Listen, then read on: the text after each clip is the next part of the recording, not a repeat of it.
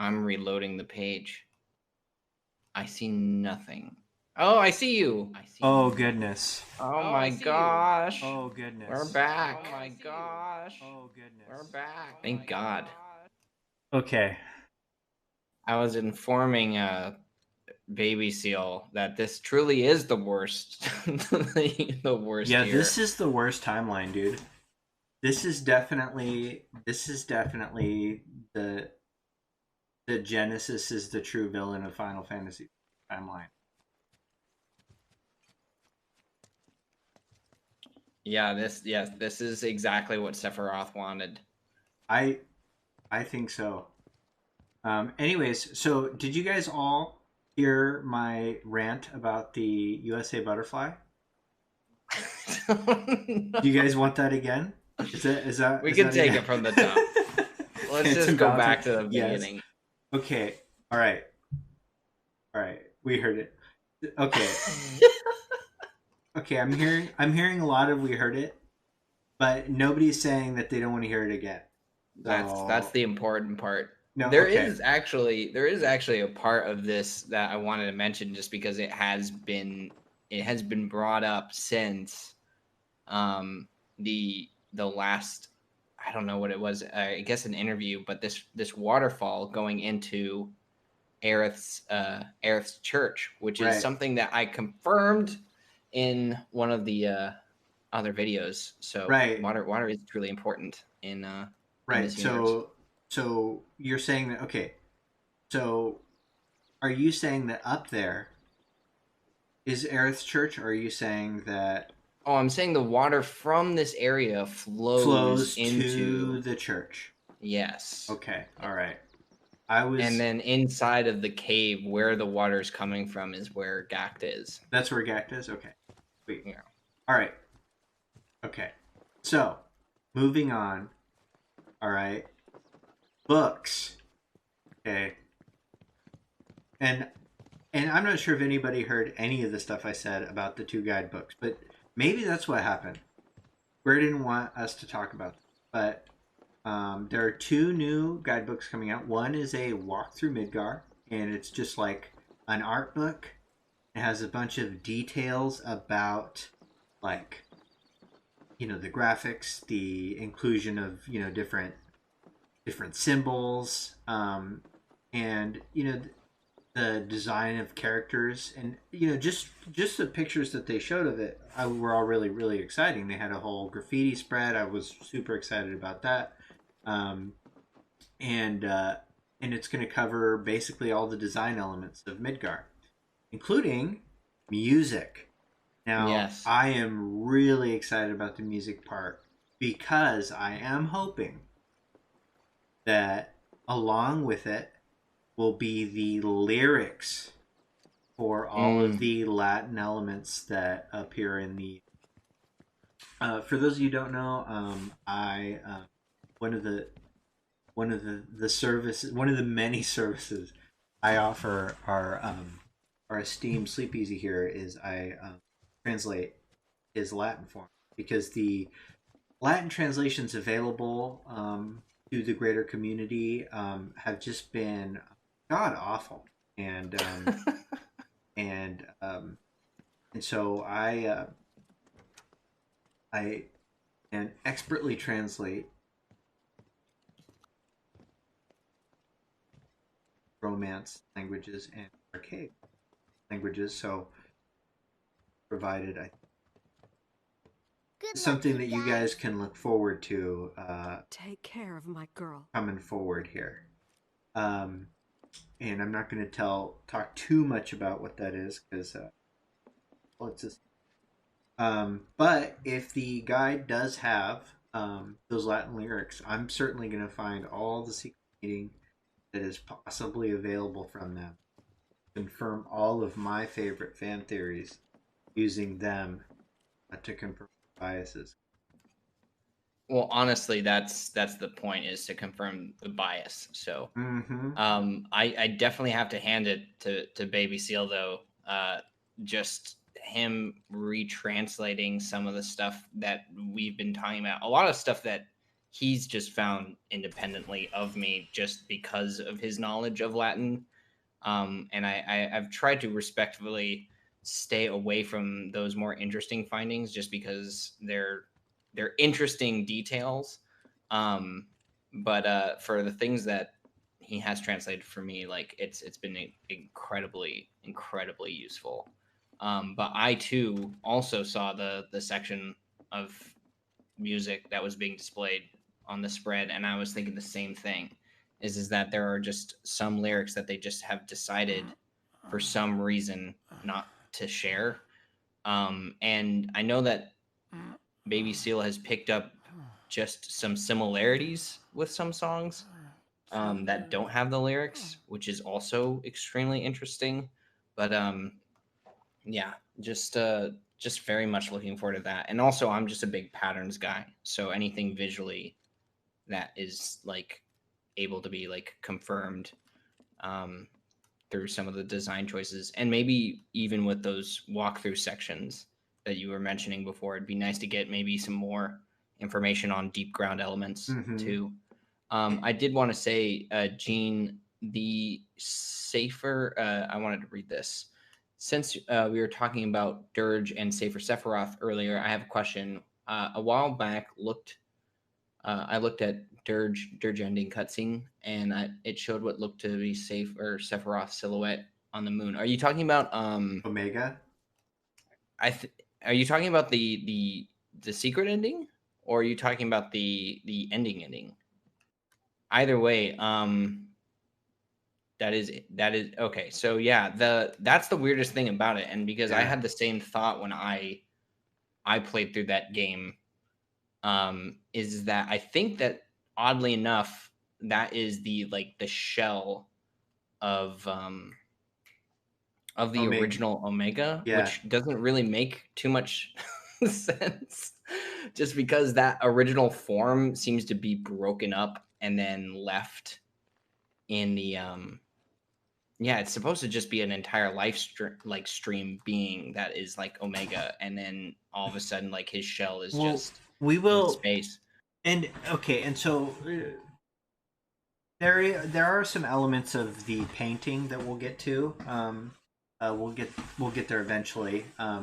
Two that I think touch on the idea of leaving a shell of something behind. Gonna I think maybe surprise Sleep Easy with that particular bit of Ooh, insight that I've got. I do want to point out, since this is a pointing out ridiculous Easter eggs thing, the mayor is a pathetic shell of a man. Okay, you're right. Great reference, killer reference, Gene. Okay, this book set right here. First of all, 7 books minus 1, and that's volume 2. And uh, I regretfully admit that I've chased down several. I think Sleep Easy has too. We've chased down several leads trying to figure out what that second book is. Like looking through Advent Children Complete, like zooming in on stuff, trying to get translations. But anyways, this book set does appear quite frequently in remake, and they're all missing book 2. Uh, for instance, it exists down here. hey Tiger Chick, how's it going? Tiger Chick. I hope that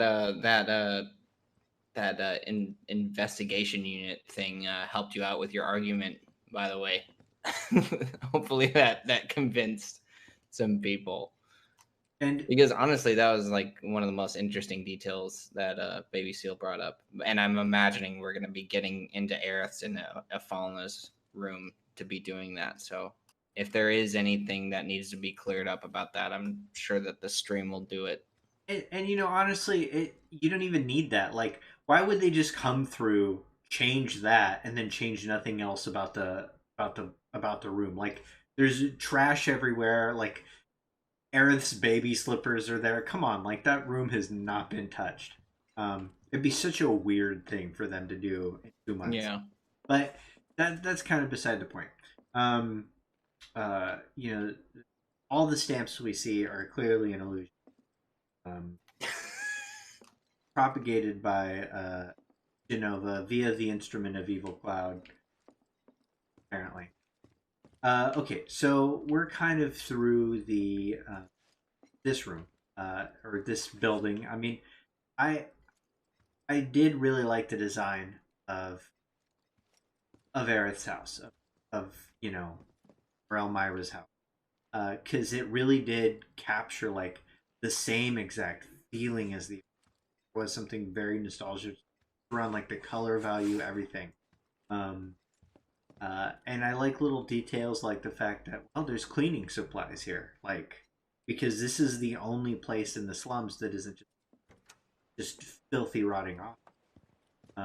Yeah, How do thanks you to Aerith, explain by the that? way. Yeah, It's just like, come on. Like the fact that it only happens to be in like certain areas is kind of a bummer. yeah, Um, it'd be nice to see like some sort of like alcove, which I guess like Aerith's house kind of is it's like this little like paradise in the middle of like this very like toxic city, which is kind of neat. But having more of places like these would be interesting to see. Like just out yeah. of like my own curiosity would be piqued if there was just more of these like hidden little alcoves throughout Midgar, but for the most part, this Yeah. seems to be the only place, or in like the underground caves. In like the compilation seem to have like active like Mako and all this other stuff and like water flowing through them. One of Which would one of Night Sky Prince's complaints about Midgars wasn't big enough. There wasn't enough to get. Sure. And I mean, like, I will say that like I was satisfied with the length of that, but as somebody that just like scrolls the walls looking for similar patterns and stuff, yeah, I agree. I would love to have like gone through every sector line by stamps, but um, so I do wish that there were more like unique areas and things that weren't kind of copy pasted. But I understand that this game did go through kind of development hell, and I think they kind of changed the scope of everything as they through it, and kind of shows a little bit in development. But like, if you just go through it once, you don't notice that stuff necessarily as part of it. So I love these little details. These little art by the kids here. There is if you come here during chapter 8, you will hear these two talking to each other about both Biggs and Jesse. Jesse apparently comes to visit, and they really like Jesse. But this is where you learn that Biggs is the headmaster from these guys right here, and that he's a former resident. Who? Here's the calendar. This calendar is everywhere. It's in Jesse's home, in the room that you're not allowed in. And when I say this calendar, I don't mean like, oh look, it's the calendar of Midgar, December or whatever. It is literally this exact calendar, meaning that every human, every calendar owner in Midgar apparently really, really cares about what's happening to AZ on the 7th, on Monday the 7th. And apparently the 17th through the 21st is a holiday for like everyone. And N of N fame, I mean major N, like everybody loves N. Everybody loves N so much that they all recognize his birthday on the and then they all seem to make the same mistake, that they cross out on the 29th. Which I think a lot of you are, that mistake must be subscribing to this channel. For that, I'm sorry. Here's more of that sweet, sweet art. My favorite, personally, is Cactuar. I think that's pretty well done. Fat Chocobo seems to be Chocobo's my favorite. Oh, really? Okay. Well, teach their own. Some people have bad taste. No big. Yeah, and some people just like green small people, but it's okay. Well, okay. That happen to be cactuses. That Tonberry. Proportions are all wrong. Tonberry needs some work. I think we should find the kid to do that and reprimand. And yes, that's probably rust, but it does look like blood. This Botanical likes the Tonberry, so we should back off of the Tonberry, and all of these drawings are amazing. All right, equally good. I have been reading this chat, and we have Lux saying hello from Russia, guys. Ooh. Winky face to the chat. It's wow, that is late. 4:30 a.m. here, and I'm watching you. Well, thanks for watching. Check the 3 wagons near the Leaf House. Can those 3 wagons be the wagons from Crisis Core? I would have no idea about that, but that is a very interesting detail if it is. And I have hoped that that's what they... It would be a nice reference, right? Yeah. And a wagon minigame would definitely have been... You know what? That's what we're missing in Remake. Oh, yeah. More side minigames. quests. Yeah. More fetch quests. Please. Yes. I'm actually totally fine, and I know that this might be an odd thing to say, but I don't mind all of the mini games. I don't mind taking a break from the main story. If I wanted to do the main story, I will just run through the game. What I don't like are bosses that are annoying to fight, or like the Phantom, the Valkyrie. So, yeah. So this is one of the wagons, and see it from here. Yeah. And I may have pointed these out on one of the streams you weren't listening. SLEEPEZI. Well, now I'm learning something brand new. There are plenty of Easter eggs to share. So here's another one. Obviously, this one's clearly the one, the Shinra one. Okay. So one of the coolest. Lux is saying there are another 3 set. Oh, actually, there's a bunch, by the way. Okay. But where? Give me a little bit more head. I would love to go through this. Where, when you say move forward, give me like a little bit more.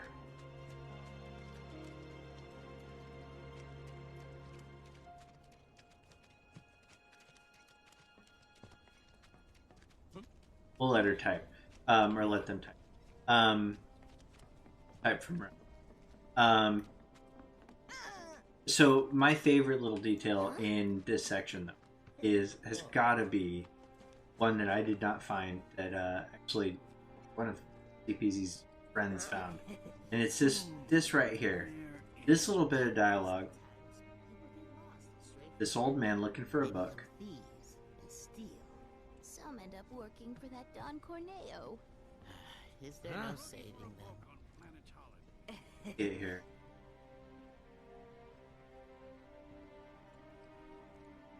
Lux says near this place, but move forward.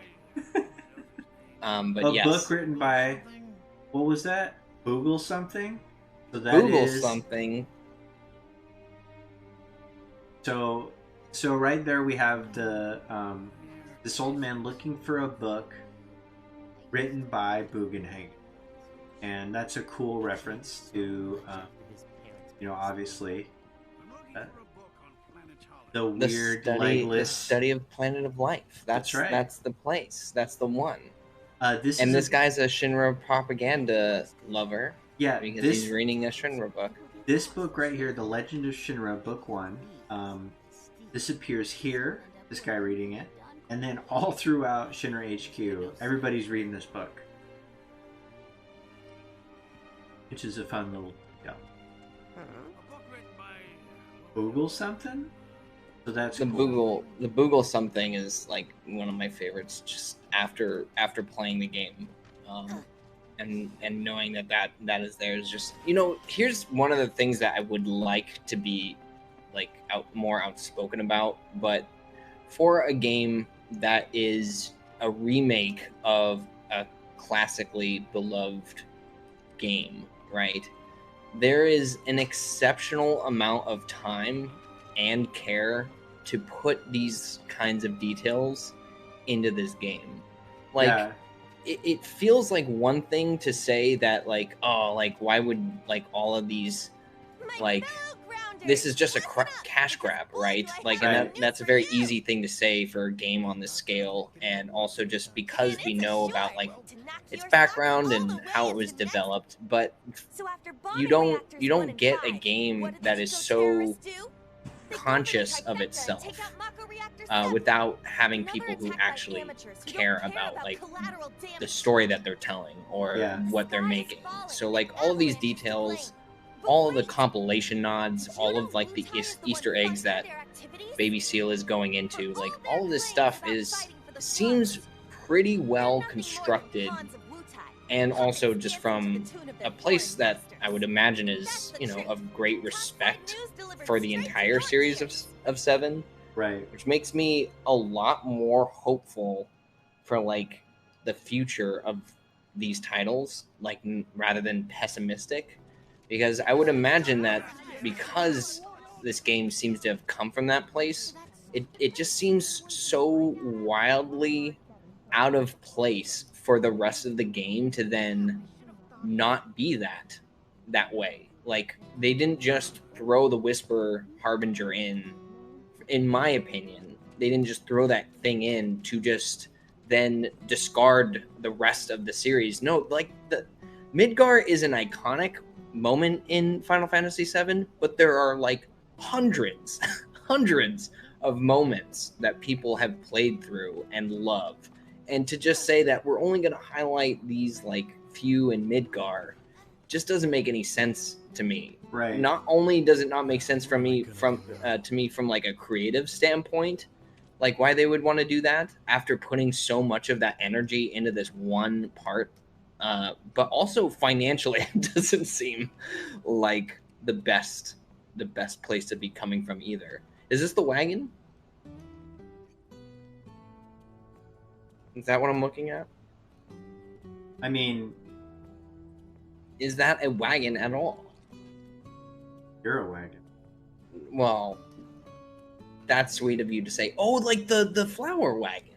Yeah. That's awesome. Oh my gosh. And aren't there 3 of them, right? In the in Crisis Core. This is a detail that I've skimmed over. Yeah, there are 3 in Crisis Core. That's correct. And yes, Botanical, I did read that comment about Cosmo Canyon. I think that's gonna be like the hidden gem for us theory crafters. Yeah, I think people so who are excited about the lore. Yeah, like, please just explain this. Like, there's so much pressure on Bugenhagen, yeah, there's a lot of that for sure.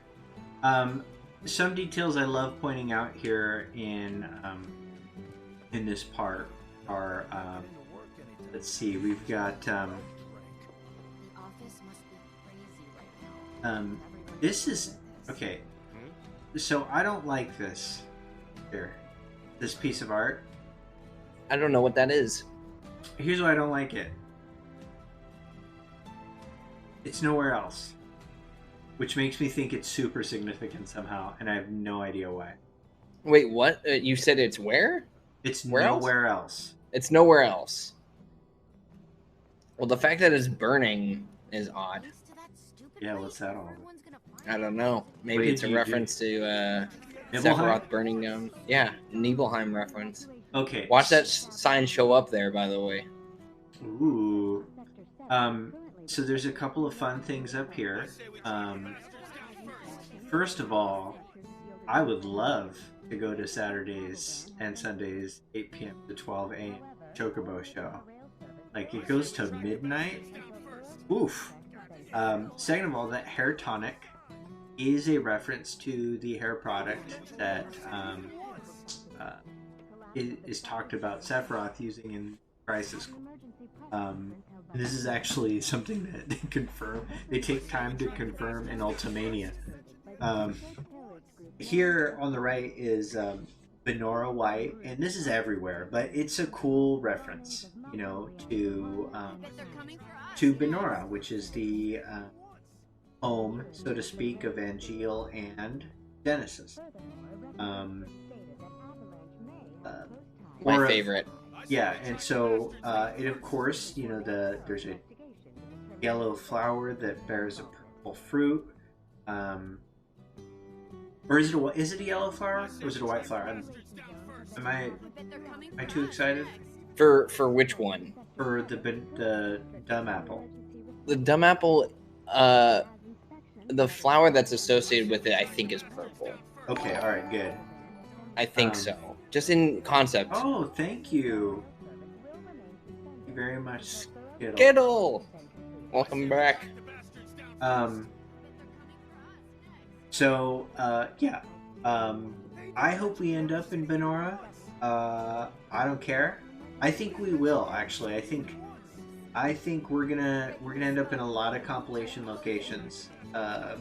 I would desperately want. That's like one. I don't even care if there's anything in there. I do, but like if they just put Benora there and like make it like a live stream, like or whatever. I would love to see what's happened to it since the compilation. Just like that would be a very interesting creative decision for them to make. That I didn't even think about how it would change. But definitely being able to visit it would be awesome. So, right? Yeah, definitely. Fully agree. Gene Garcia says that they were saying that they were going to add some Crisis Core locations. Well, that would definitely be the one to add. And also Benora Underground and all that other stuff would be relevant too at that point. So, yeah, I mean, and I think we'll probably see like maybe Modeoheim energy in the northern crater area. Like we'll probably see like an actual, you know, that area will get developed, you know, because it was, I mean, obviously like it was supposed to be like this super large area, but like nobody really remembers it that way because when there's that weird map game there, you get the Alexander summon, and two, you're still like emotionally reeling from, you know, the unfortunate demise of Earth's supposedly last remaining Petra. So, you know, the experiential feeling of that is interesting. You know, I don't know if we've ever talked about this, and I'm sure that this has been brought up before in conversations about that character, where you get the Alexander materia.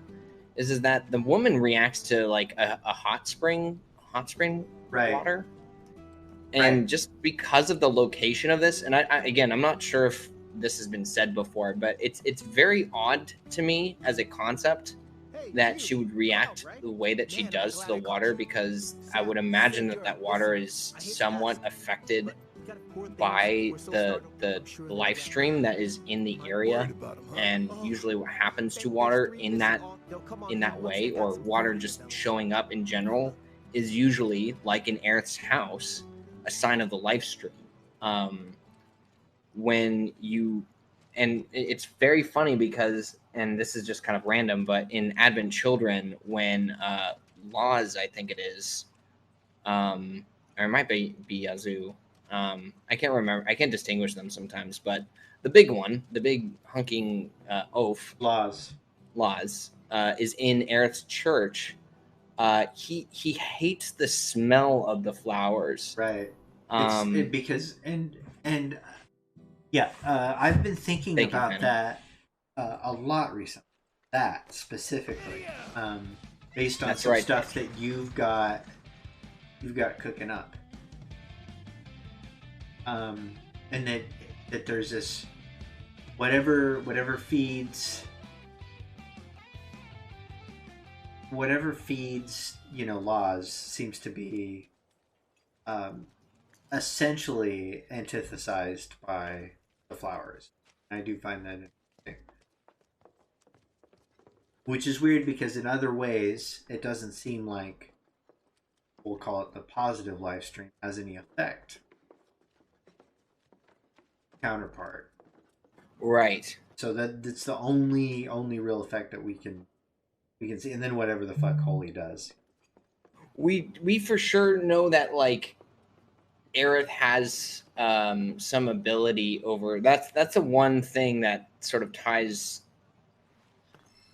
me and Baby Steel are being very very careful not to say a couple of things, but without spoiling anything, Aerith seems to have the ability to cure certain aspects of geostigma, and it also seems like in the OG she's able to cure black cloaked figures of something, and it just happens super quick and randomly in the original, where they're about to enter the Temple of the Ancients, and then just one of the black cloaked figures comes out. Aerith touches the black cloaked figure, and it just flies into the sky because PS1 graphics, and green light shines, and they're just like, "What was that?" And then they never say anything about it. I do think that Aerith has some ability there to counteract a lot of the negative forces that are presented in not only the compilation but definitely in Advent Children. Not to rant about that for too long. This conversation will be easier to have in about 4 or 5 days, I think. Right. Or so we're being. So I'm never, by the way, I'm very very clearly I am terrible at managing or at saying when things are going to be done. But for those who are wondering, I am almost done with the audio edit.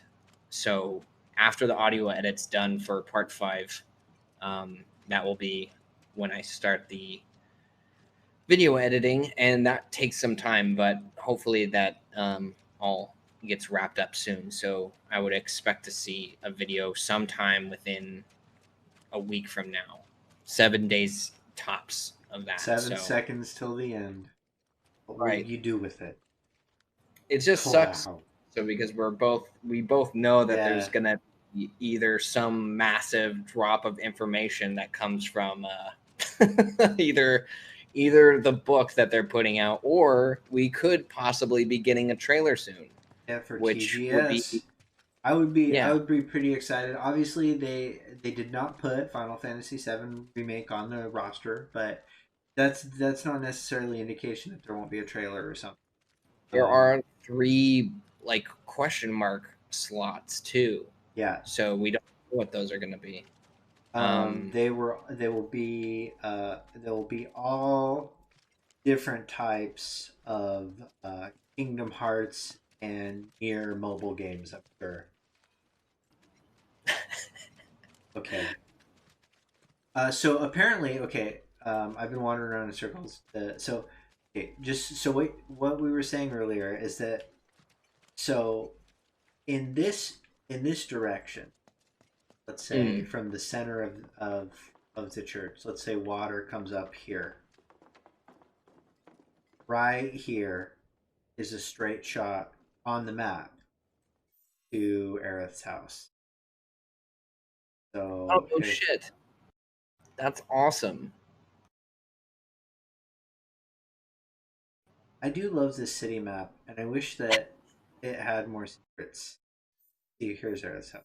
So I guess it's like here. It's also a stream, so you gotta give it some little winding path. Well, I'm just like, this is the first time you said this to me. I believe you, and I know that it's in the interview. I didn't even say anything about it. I wish it was out sooner, honestly, Um, because then I could have just pointed to that but yeah, over without this taking it. wall apparently. So like, well, there's all this stuff right here that basically is open from. Oh, it would go. So, from what I would understand, is that it would go underneath the surface of the church. So Right, you right. But wouldn't I would just see it expect there to be more like, or hints flowers of along the it. way. But Yeah, because of the way the buildings go, it prevents you from. I Okay. see what you're saying. Okay. All right. All right. So another All right. Easter egg thing that I'll point out is that this church that we see here is the church from the concept art of Advent Children, to a T. Same symbol on the top of the church. Aerith Church has like 7 different symbols throughout the compilation, but they made a very clear indication to make this church the one that we see in Advent Children. So, just Advent children, but one bummer, right, is that the cross on the top in Advent Children Complete is yeah, I don't understand is why they would use the one from the concept art and not the one. It okay. just doesn't make any sense to me. Okay, and then you know what's worse? The part of So the tower is not no, in destroyed. episode Denzel, it's this one. No, it isn't. No Yeah, way. yeah. Oh, wait a second. I had a screenshot of it. You're gonna have to show me that. Figured I out. know for sure that in Crisis Core, the church is damaged pretty extensively on the outside. Yeah, And it's definitely that way in Advent Children. Yeah, the animated feature, I think. Which, by the way, I just watched for the first time, and it's actually pretty good. I enjoyed it just for what it was. But for lore relevance, it's hard for me to buy into a couple things. And Like, that's because animated, whatever any Final Fantasy VII stuff is, it's hard to think that like all the creative teams were on the same page from you mean design. visually? Is that what we're talking about? Visually speaking. Yeah. Okay, because it is basically identical to the script. Right. So, Visual different. okay, and so I had somebody confirm this that speaks Japanese fluently.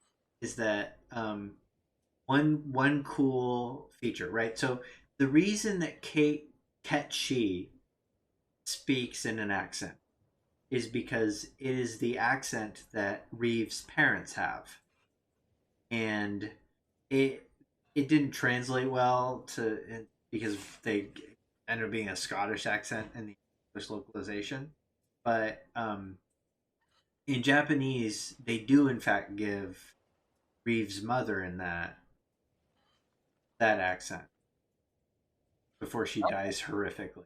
Spoiler alert: she dies so horrifically. It's so grotesque. It literally dies in a moment.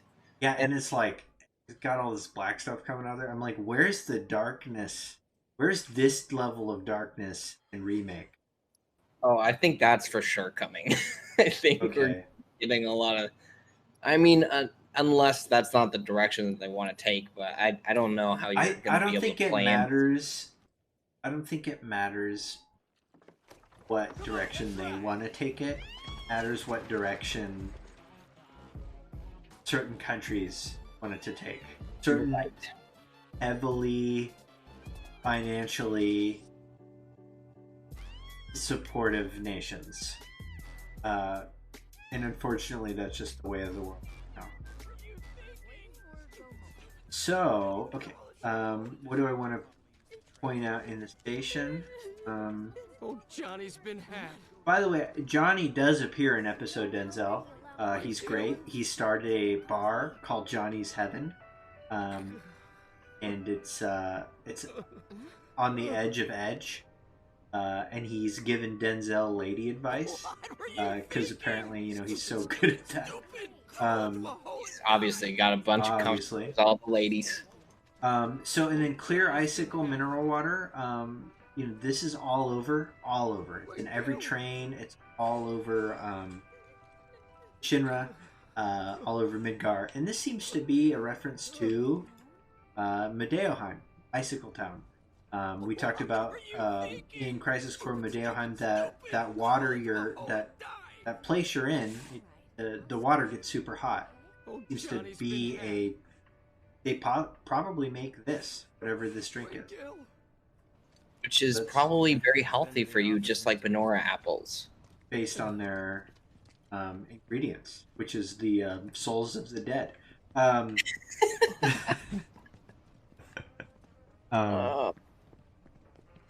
Here we got some more. Clear icicle.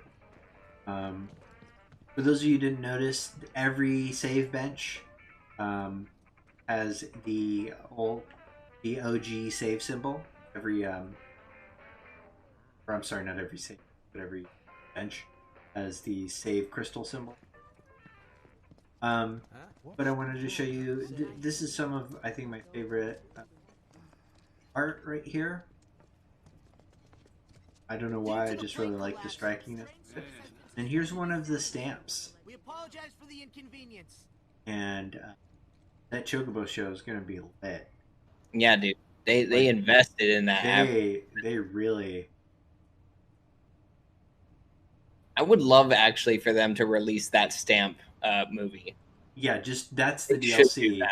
That's the DLC, the Adventures of Stamp Book. That would be something that they would do. I guarantee you, when all of this is done and they put all of the games into like a box set, that's gonna be like an extra feature on some bonus disc. Now this is all throughout Chapter 2. Also, you see this this particular bit in Chapter 2. There's a so if you use the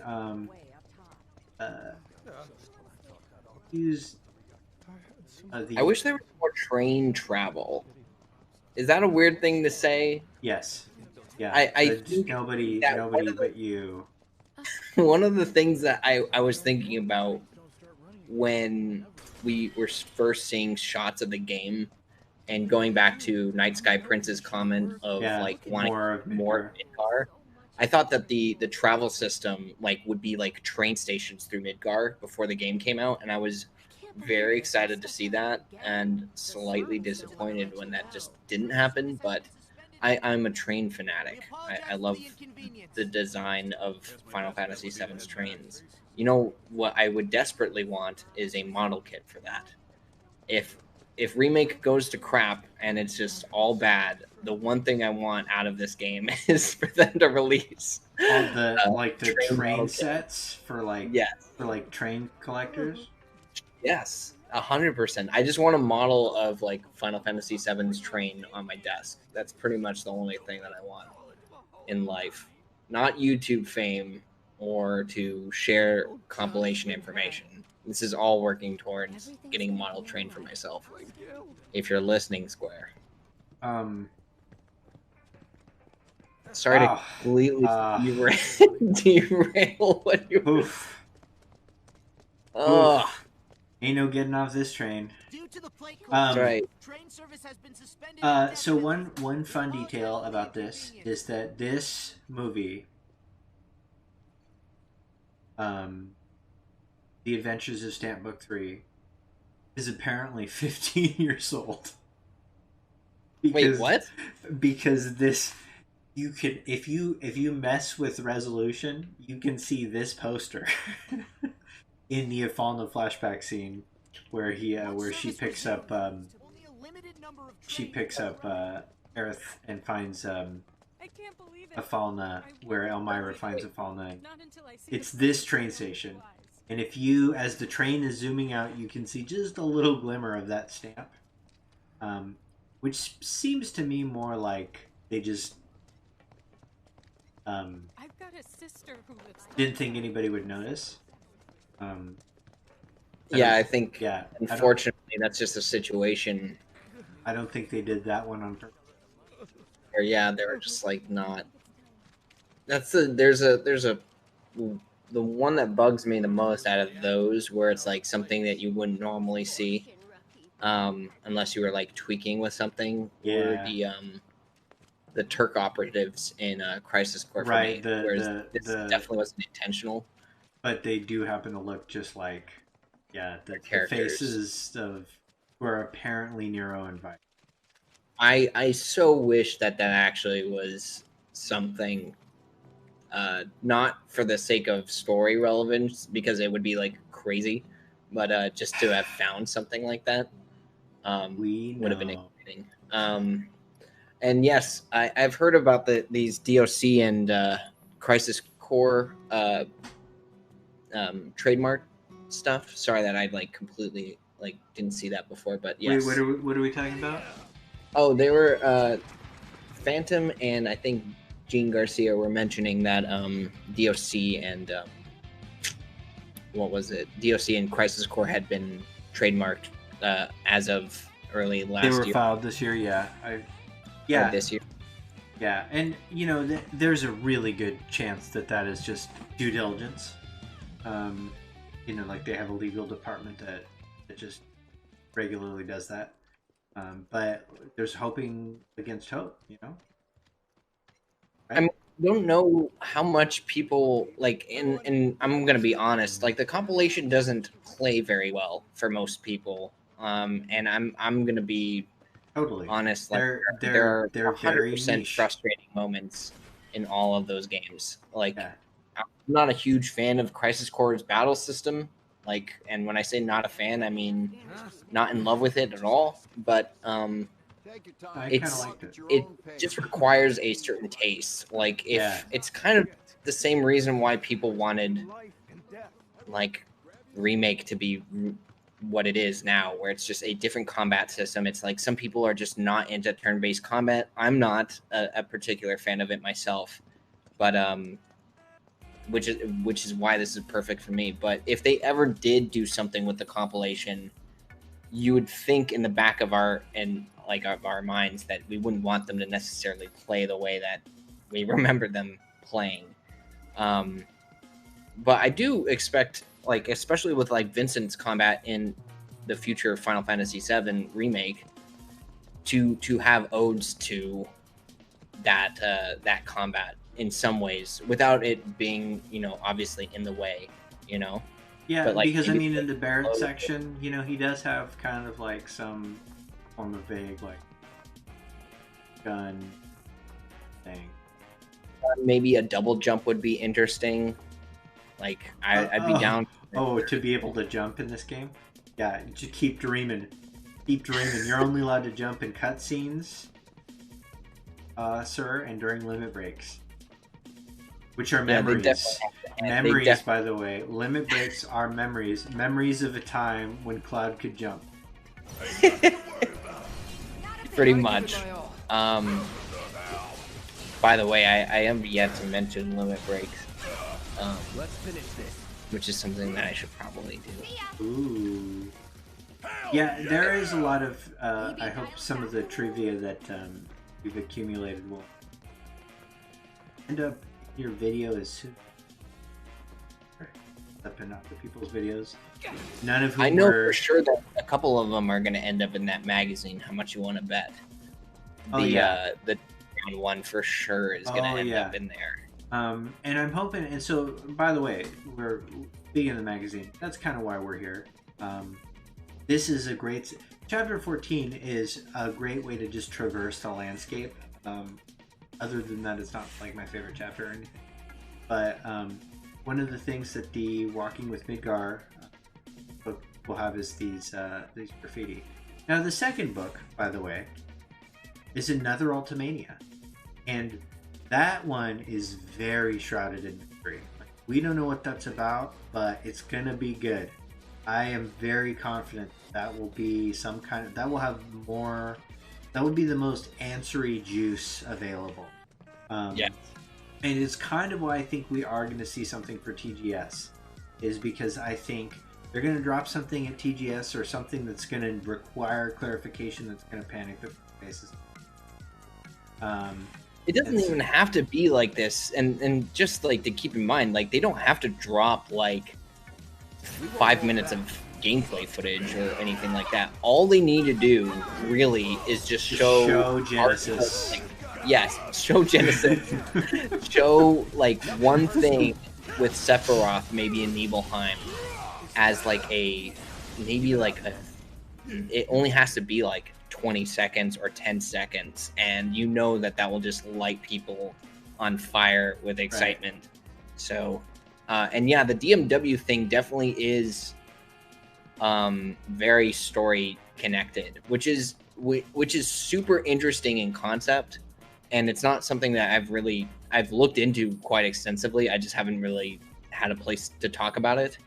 But just the entire concept of that battle system plays into so many interesting things regarding like how let's end this quick. Zack as a character functions with like maybe Genova cells and just his in general. Like there's so much that you can just do with that. I guess. In terms of theory crafting. I've never brought up Zack. And I never will. No, but yeah, there's a lot that you can do with that for sure. SLEEPEZI, have you? I have seen a lot of the cutscenes for that. I spent a good time looking into those things. Yes, he does, and he runs a lot of his ideas by yours truly, and it's only maybe exhausting. My muse. It's only exhausting sometimes. Sometimes. No. Okay. So here we've got some of the we're going into, I think, the tour de force of graffiti is coming up, and I will show it to you, and I'm excited to show you. Here is here's it looks like Zag, but it could be Zack, and I think we will. If I don't get to showing it on game, I will show a screenshot at some point during this that Tiger Chick was kind enough to provide us with of a neat little potential Easter egg involving Zack. But first I want to show you this seemingly innocuous graffiti here, and I hope they explain what this is in the Walking with Midgard guide, and here's why. So looks like maybe it's VIK, with like a little smiley face or ghost for the dotted eye. It could be something else, but here's why I want to know what it means, because in the music collection we can get these discs.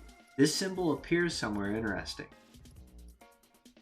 I don't think I've heard anybody but me talk about this, which is meaningless because it is such a dumb detail. And it's right here. On Our Way, a disc containing a jazzy song. On the vehicle, if you can see it there, it's the same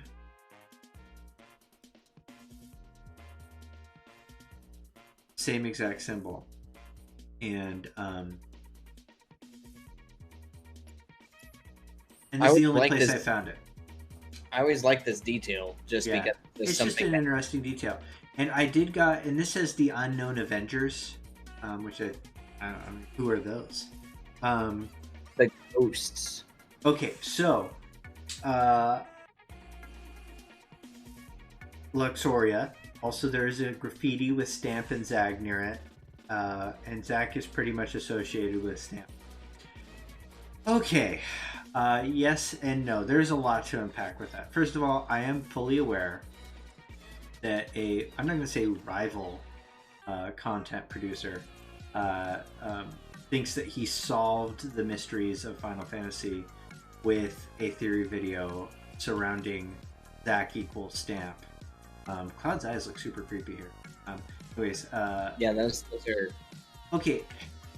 does Zach have some kind of parallel to Stamp? Sure. I mean, there's that Stamp that is carrying the young Stamp.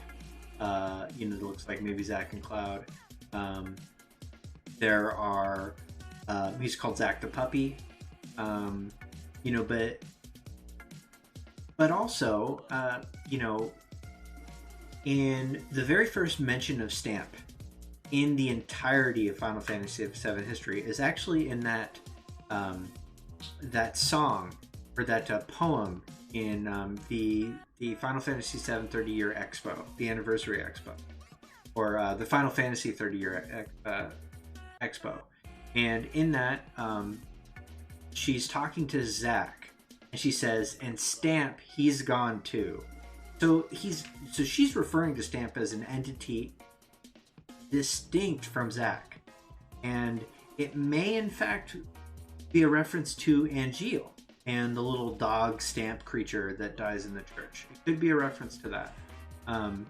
There are a lot of dog symbolisms, dog wolf symbolisms with Cloud, Zack. Fenrir. When I first saw Advent Children, I'm like, does Fenrir mean, is that a reference to Zack? Like, that's kind of what I thought. But they have in fact confirmed that Fenrir, who by the way, in Norse mythology, the wolf that cries Ragnarok, he also kills a god. Oh, just FYI, the one-eyed god. That is actually a reference to Cloud. The developers confirm that. And so, Cloudy Wolf, his bike, everything. That's Fenrir. So I think it's just, I really don't think that Stamp is literally Zack. I don't buy that theory at all. I don't think it's supposed to be like this sort of metaphorical presentation of those things. It seems like it's just like a nod to like several of the things that you just mentioned. I think it's just easier to see it not from that literal standpoint, but more of like all of these soldiers have sort of dog parallels, Yes. And so I don't think that that it's literally Missolved Loki is Cloud's father. Yes. That is it. I think we can go home after that. I do think there is like a fair bit of stuff to talk about with that Fenrir stuff. We'll get to some of that in Aerith's room. Yeah, I'm not gonna bring it up right now, but I've become slowly, just through looking at certain things, more convinced that, and also just from like mentions of like Ragnarok and stuff like that, that's a pretty key indicator of certain things. Yeah. I just refused to for certain details. Yeah. But I think the evidence now at this point is sort of overwhelming. It's starting to mount. And this is more stuff that we're being vague about. But okay, so for those who are just like here for greatest hit stuff, this is the best graffiti in the game. This is so cool. It's just super cool, and really, I mean, this black red-eyed creature to me has Nero Omega vibes more than anything. I'm not saying that's what it is, but it's just very few things have the cat eyes. But there's Sephiroth, there's what does Genova have cat eyes? We've never seen them, really, right? Did I lose you, SLEEPEZI? Oh, did I lose everybody? Yeah, Ariman. Can y'all hear me?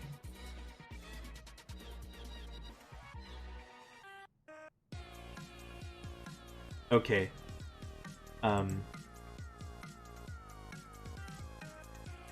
Well, he may or may not be back. We'll see. Okay, so he, like, it could be Aramon. It could be something that simple. But there's some Nero vibes, and I don't want to get too much into Nero, because, well, spoiler alert. So let's just keep that on the back burner for now. Moving on.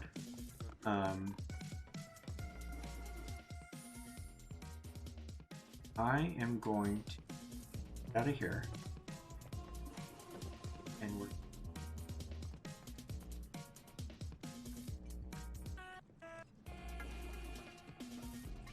about some fun details that we learned. Oh, I don't want to fight these guys. These guys are... This is a really long battle, by the way. If anybody... Not... Oh, this long. So we're going to go... See if... I'm going to give SLEEPEZI some time. Let me read some questions while we're at it. Literally Stamp put this on his letters. Have you seen this?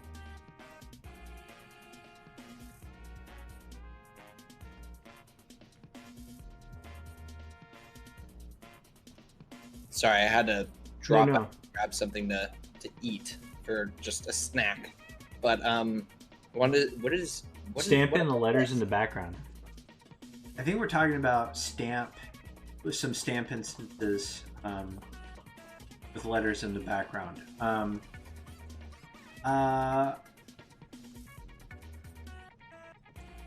Stamp is on letters in chapter... Oh! In chapter 17. I do want to mention very quickly that flag we're looking at, I think does show up in the original. I just can't confirm that right now. Oh, really? I could be wrong. But I was looking into flags for OG. I'm actually... Sorry, go for it. It's drawing a... It is... I am like... I am having some kind of memory associated with that, but I can't remember what it was. I don't know if it's maybe because you and I talked about it or something. But this looks like Titan to me, but some people... I'm hoping they actually name it in the art book, but some people have said it looks like possibly one of Vincent's limit breaks. Mm. Seriously, I'll end this. I don't know how they're going to change those limit breaks to not be DOC like in such a heavy way.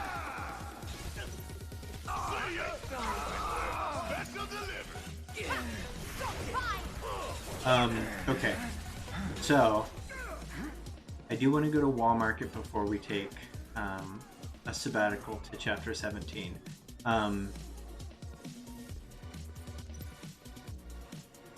It may be Death Gigas, fully mixed. Let's go. Bully Mpix Hero?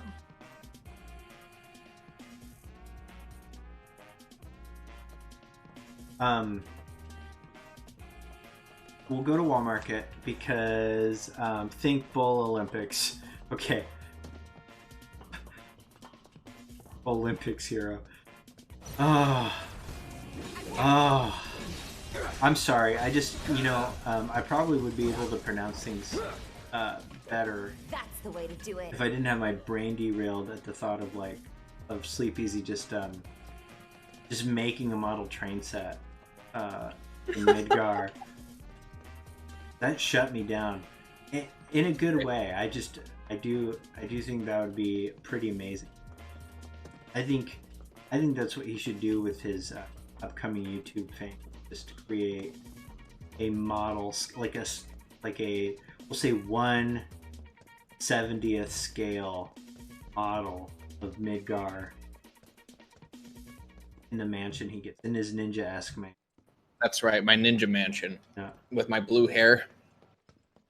Yeah, just you heard it here, everybody. Sleepezy has blue hair. Watch managed to wrestle us I do not. Oh, wait, no. If only there was a method that I could go back in time. Time compression? Botanical, like, I might just have to cut all the content. You guys are cracking me the fuck up. That's funny. Oh, Jesus. I would watch that. I would watch 3.5 hours of you building a model train. If I ever get the technology to do that, or the willpower to finish that, I will do that. What is that drawing there? Okay, the one on the right? Mm-hmm. So No yeah, idea this looks like some kind of icicle beast, but this does seem to be affiliated with Don Corneo's the Colosseum. I'll show him. He's in there too. I'll show him later. I'm bummed that we don't get to go to the circus, the Don Corneo circus. Those are my tattoos, Tiger Chick. They're purple and yellow. Do we really I have to represent with my face tattoos. Get into it with them or something? I don't want to talk. Okay. Honestly, Huh? yeah, I don't remember seeing that poster before. By the way, I'll show it to you. I'll show it to you. It looks like some just interesting concept art too. So I would love to see that in well, one of the things.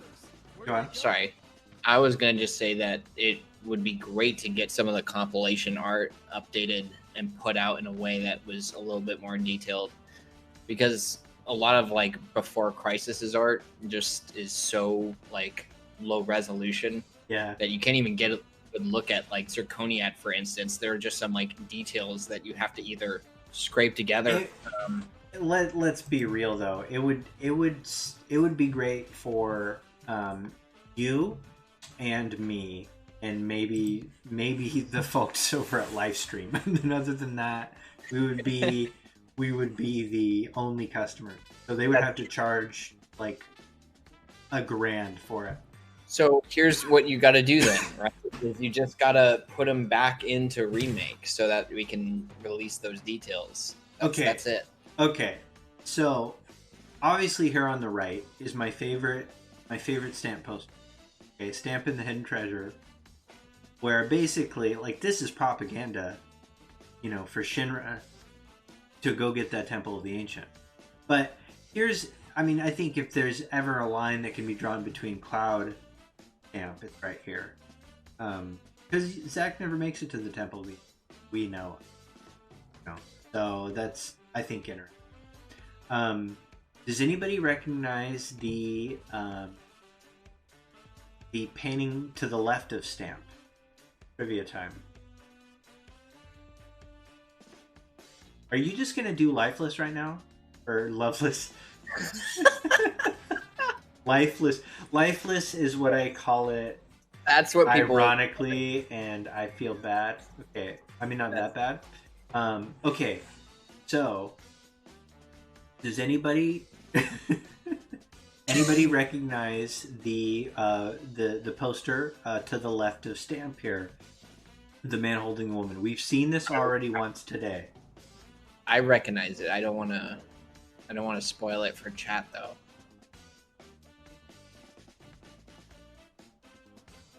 I'll give you a hint. We were talking about somebody who likes cheeseburgers is there.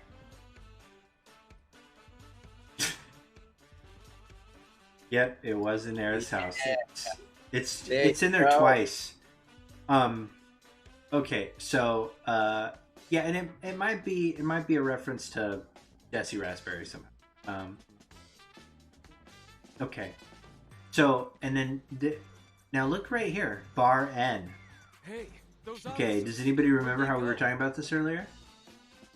Okay, so it can be pretty reasonably assumed that the owner of bar N is the most popular guy in all of Midgar, because everybody seems to know that his birthday is December 24th, because that is N birthday, and that's the only reference to N I can find here.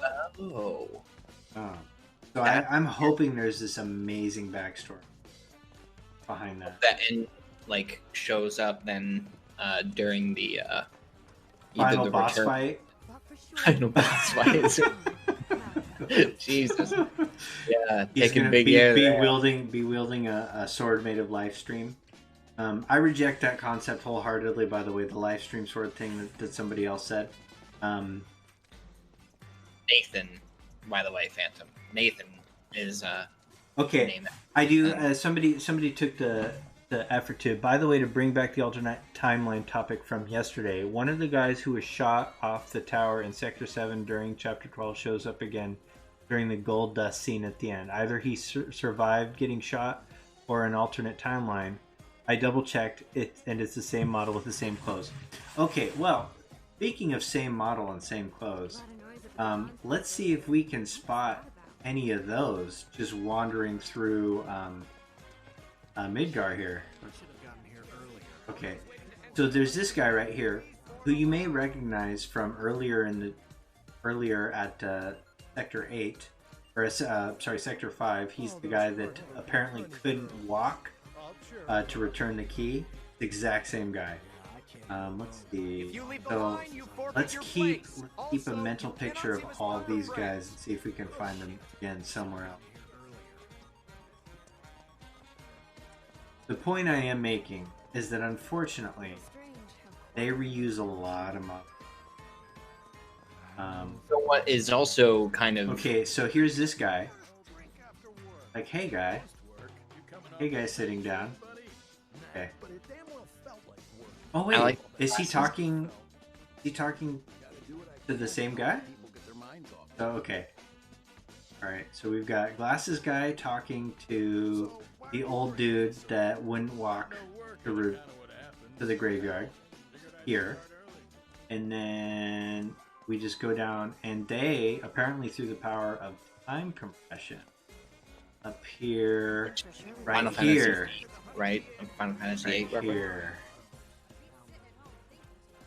You know what's unfortunate about this too is that it's even in CGI cutscenes, like fully like I know the rendered ancients. cutscenes. I The know. ancients are the same way, is that they show up multiple times in the same shot, even because they only had it. It looks like they only had maybe like 4 or 5 different variations of adult models that they wanted to use. Show up everywhere in that. It's not like the worst thing in the world because a lot of those shots in that are like swooping, very fast moving shots, so you wouldn't necessarily notice or care. But for like, I think I've watched that scene more times than anything else in this game, and it's a great scene. I really do love it. I really do love it.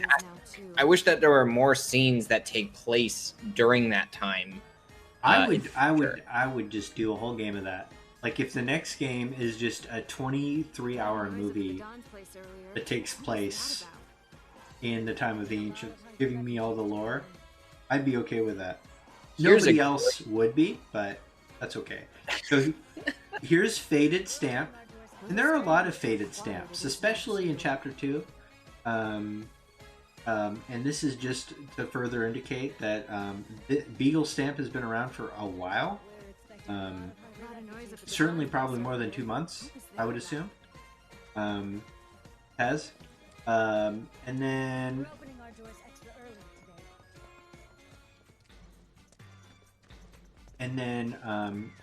somebody's been like, I don't know, adding me on Twitter with little details that he's finding and saying that it means certain things. But one of the things is that there's this purple alien in Chapter 2, like, and we have to play a lot to get to it, so I'm just going to show it to you. But there's this purple alien thing that appears above Stamp, and I mean, I guess it could be a reference to, because anything is possible. It could be a reference to like Genova influencing, like being like related to Zack and/or. But it could also just be that they reuse a lot of assets because that alien, purple alien thing, is right here. This is the sauce is made of apparently probably just pure Genova cells, I would assume, and that's why it's so saucy. That is the weirdest thing in this game, isn't it? Like weirder than the design for a Whisper Harbinger. If you want to talk about something that looks like completely out of place, that is because that is what it's definitely got feminine energy, you know, right there for sure. Yeah, I definitely am getting some odd vibes from this. It is in a certain position, and it does seem to be assuming that position, so to speak, you know. The Genova position. Receive my cells. Okay. Wait, what are you? What? Huh? Tiger Jake says, I've seen on Twitter people saying that that's Cloud and Aerith's baby. Just don't know. Oh yeah. This is what happens. Yeah. This is what happens when 5 months into the theory crafting business, guys. It does start to diverge pretty aggressively. Embrace me, Cloud is definitely Embrace me, Cloud. Yeah. The way he says Cloud, the way that he Cloud, like there is something very no, I get it. It's kind of thirsty.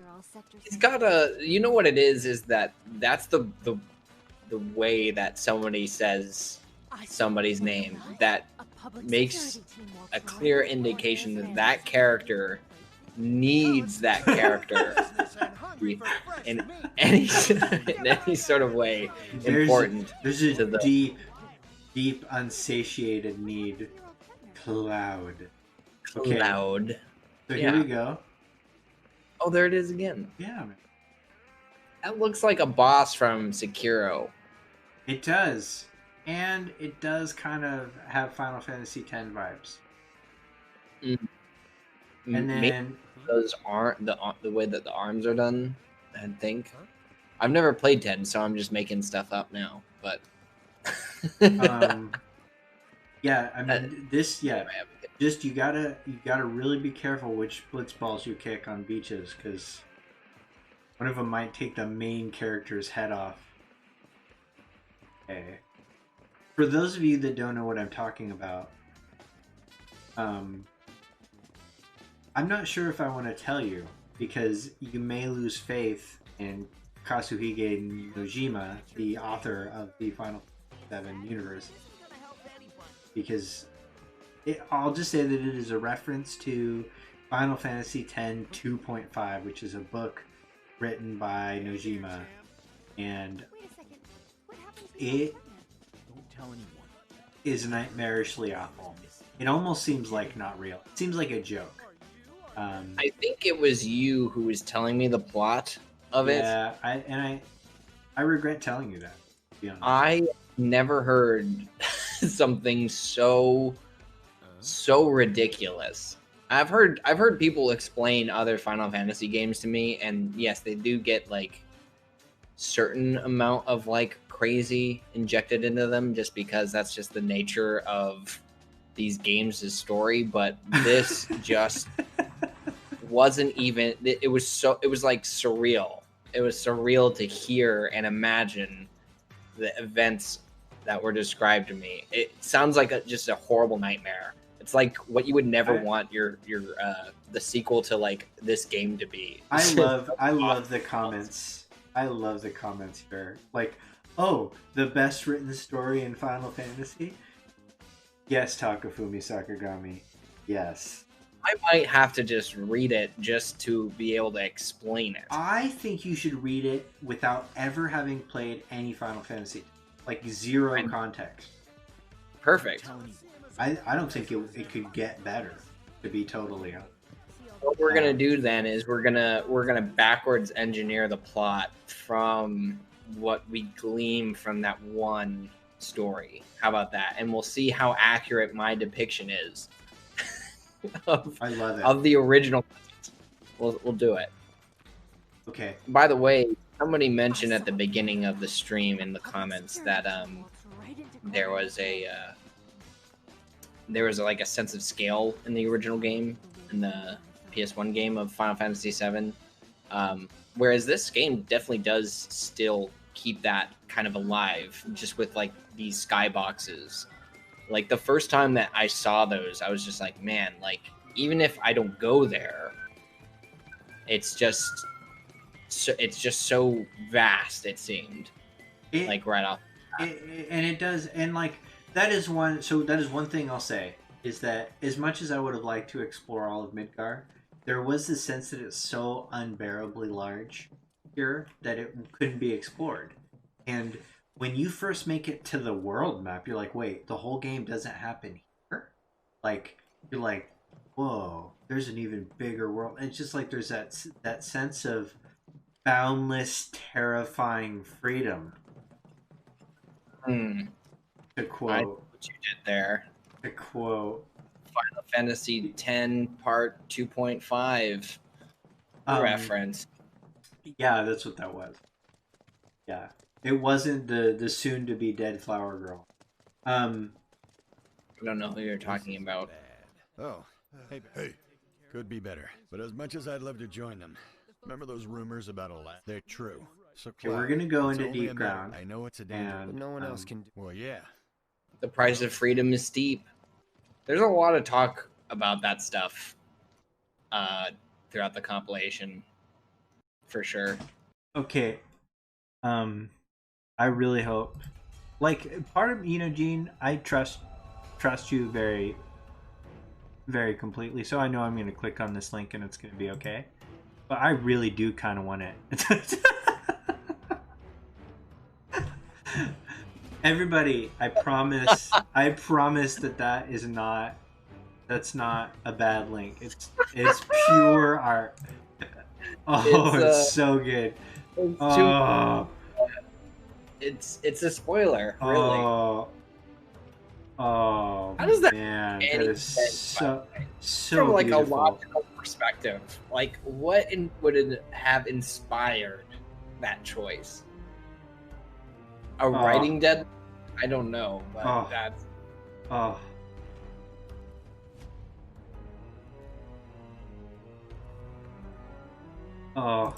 He's got it on lock. Yeah, he's got it on lockdown, dude. Yeah. You earned every ounce of that. Okay. Oh, congratulations. Hey, and guess what that means for you? You can use the best emote that's ever existed.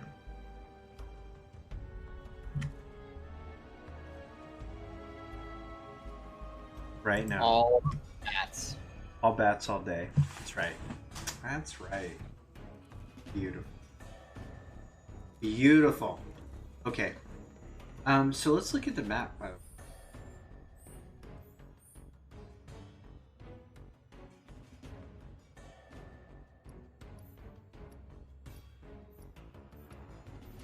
So we're in the collapsed plate area. It is pretty much, I think, from what has been explained to me. I love this map. This is such a neat touch. Yeah, I mean, I hate that you get nothing secret or awesome about here, but I do like this. I like that in this map, like, just like it's vector art of like it just totally fucked up Sector 7. Like, you see how it's all like crumbled and we're just under it. Yeah. Okay. So many interesting details to be found underground. Mm-hmm. Deep underground. Now we have talked about something on stream here a couple times, and it's a great detail. However, I am not totally sure. Are you okay this close to game time? Yeah, I have no problem at this point. Okay, so we'll go ahead and I'll actually fight him. How's that? Does this sound fun? Yeah, that sounds fun. All right. So Me at least. I act together then. I'm gonna have to play through this game at some point after Yeah, this. I hear it's fun. Yeah, I hear it's a good time. Watching it's been pretty interesting. For those of you who are wondering, he has played this game. No, I've never played any Final Fantasy VII or Final Fantasy game, rather, like in my entire life. I'm new here. Type 0, yes. Yes, Bull. How are we doing? We doing good? What? Oh yeah. Olympic hero or Bolympics hero. So like I get the concept of it. Or her name, their name. I'm sorry if I did. I'm sorry for gendering you. It's a fucking social. Any hoozles.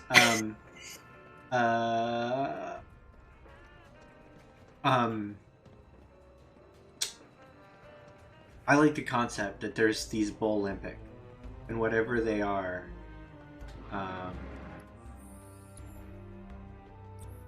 there's heroes, and that hero is before us today. I do appreciate that comment.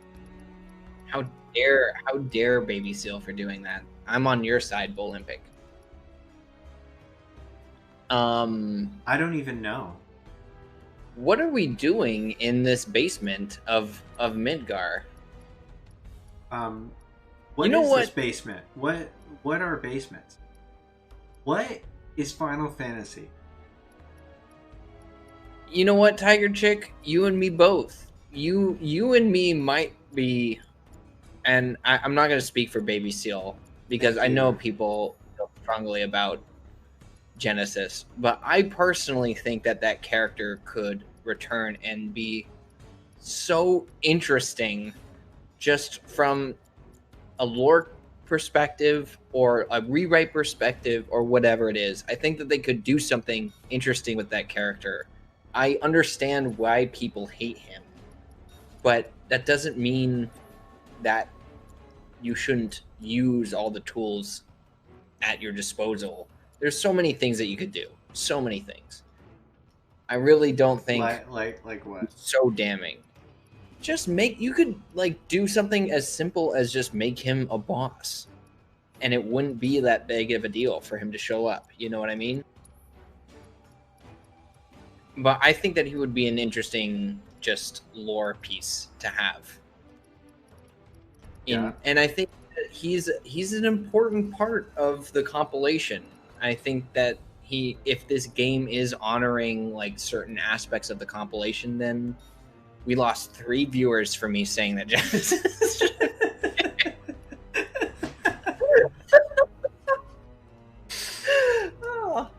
oh, that's harsh. Yeah, I know. Harsh, but so guaranteed true. It takes the hair off of your chest when something like that happens. Mm-hmm. No, but I agree. I think Loveless doesn't even have to be. It would be funny. I haven't said this before, but I don't know if Loveless needs to be a part of like any conversation in the world that has ever happened. Agreed. Yeah, no one should really be talking about it. But Lifeless.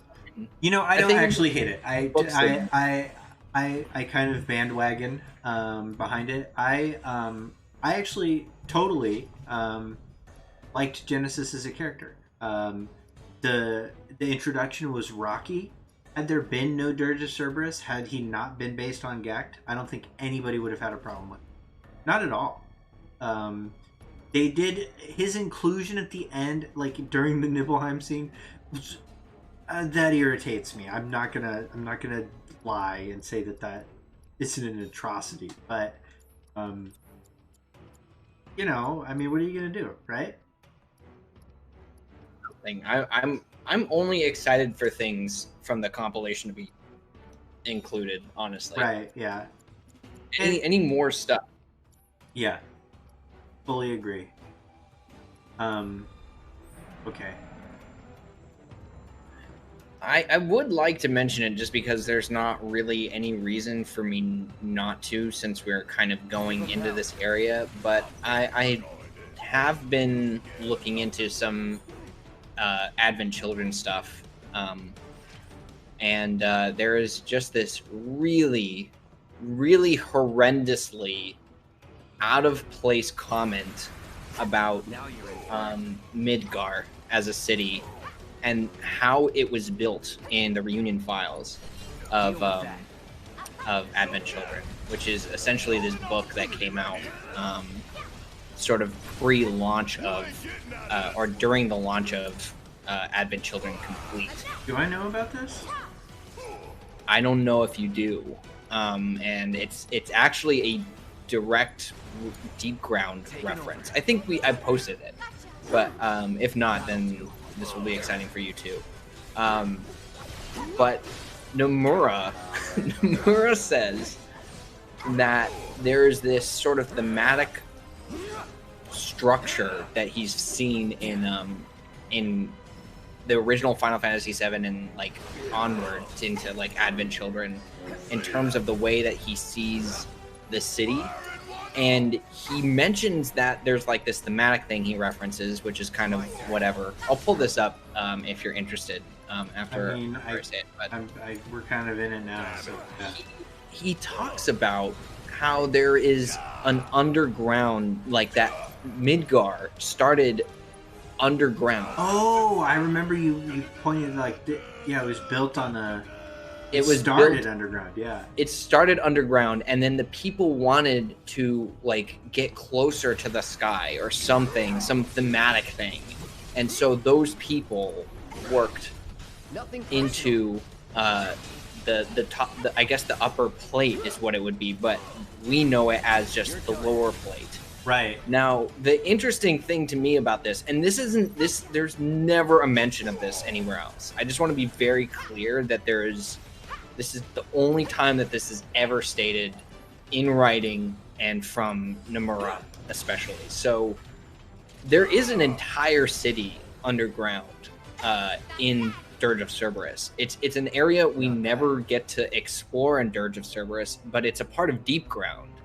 But it's such a weird thing because I always wondered why there was just normal buildings underneath Midgar. It didn't make any sense why Deep Ground would have like this normal civilization.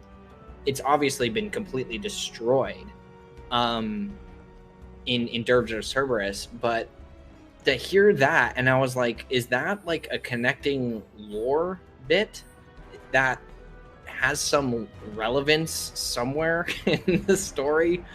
I just thought that I would mention it just because we're going through. I think it might. I mean, and you know, like we talked about in the video or the simulation, that it appears that Midgar gets built on top of what was once a old city, old ancient city, city of Cetra. And I do wonder if, you know, like, remember we don't know how the Cetra survived, but there is this idea that they went into hiding, right? And where is a place that you go into hiding often? Underground, right? Right. And I always wonder if, you know, there is some Cetra-based, you know, shenanigans at I love the conversation of Cetra going underground to hide, just because there's so many interesting. You know what? That's going to be a really interesting thing to see them flesh out. Is the icicle in scene? Yes, that scene. Yeah. That scene. The water altar scene would definitely give some interesting insights into that like particular concept that you're bringing up.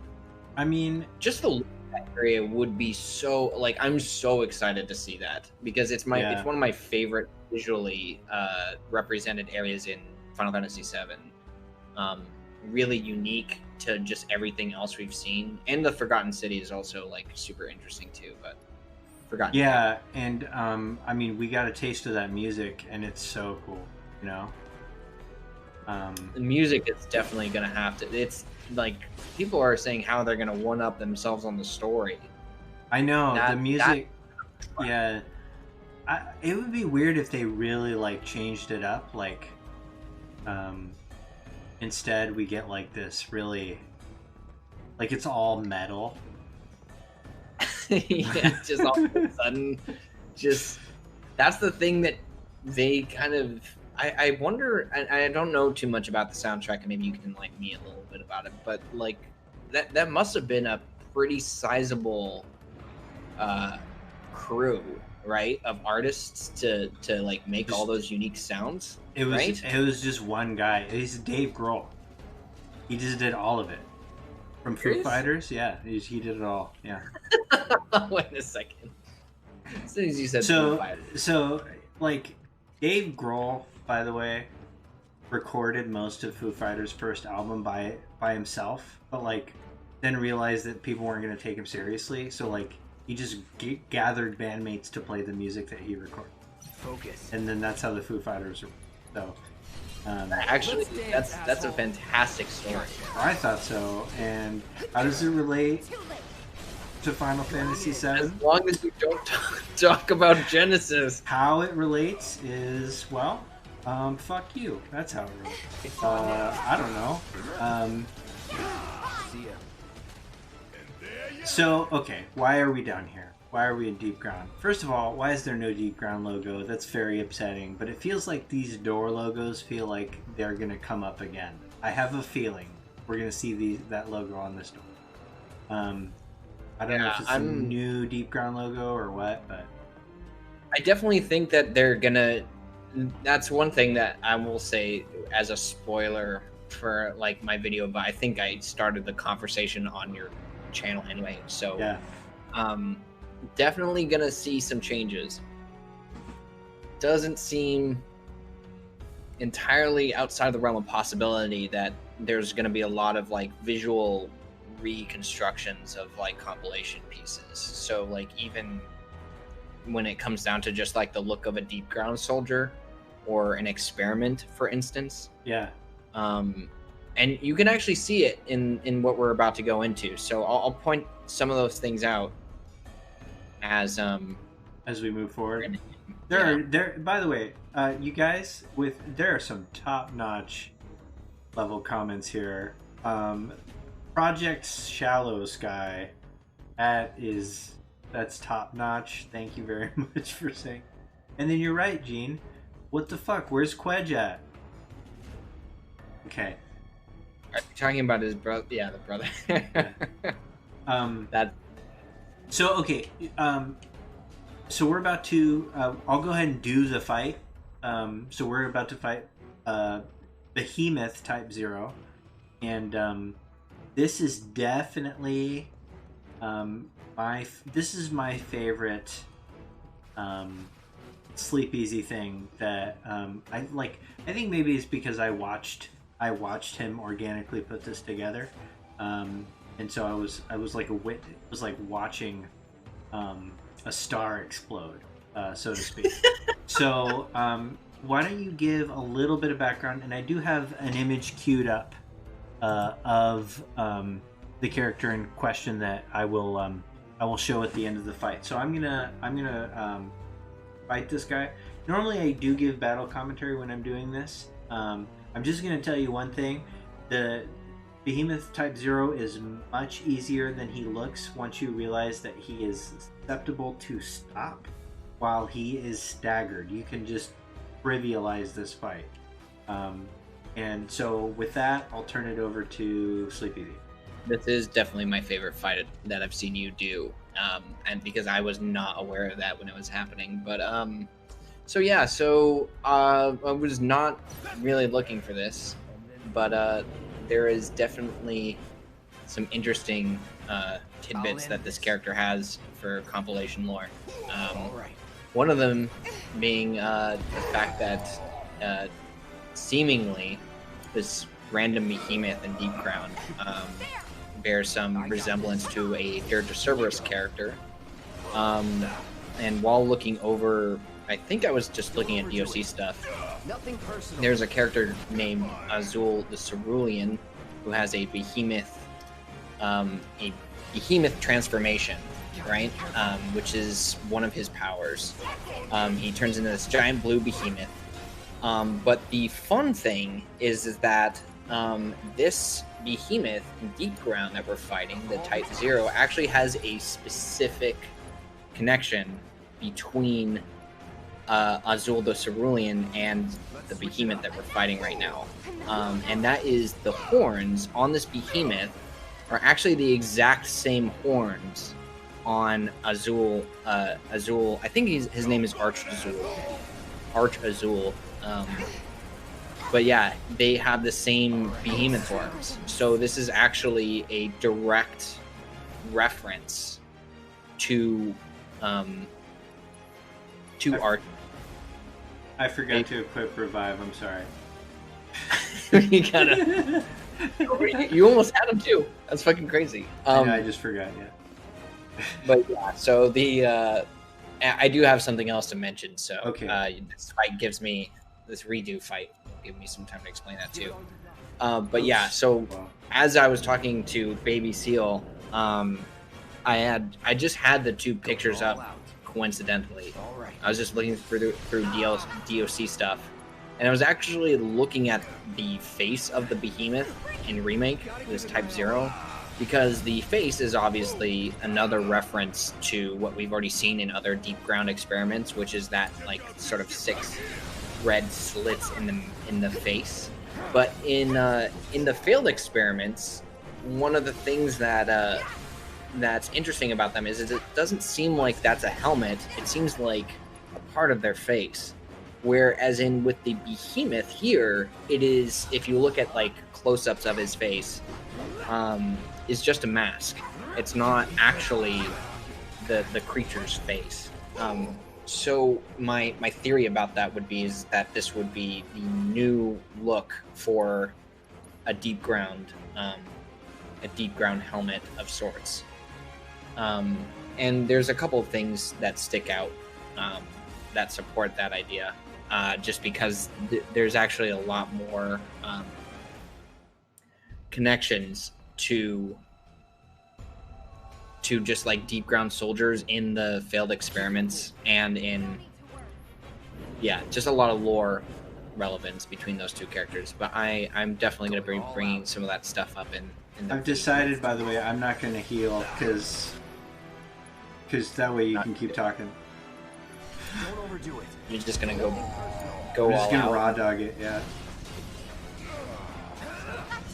Either way, I definitely think that like even with something so minor like that being made to put this reference to a character that not anybody remembers into Final Fantasy VII Remake is such a crazy thing to me, because it's so minor. It just seems so like they actually really cared about the compilation to do something like that, because that's not even a detail. Like I've talked to people who've played that like Dirge of Cerberus and been looking into it for like years, like way before I was doing this stuff, and I was showing this to them and they were just like, that's like the coolest thing that I've ever seen. And it's like, it's that kind of stuff. And I'm not the biggest, I'm a big DOC lore fan. Yeah. But like people who love those games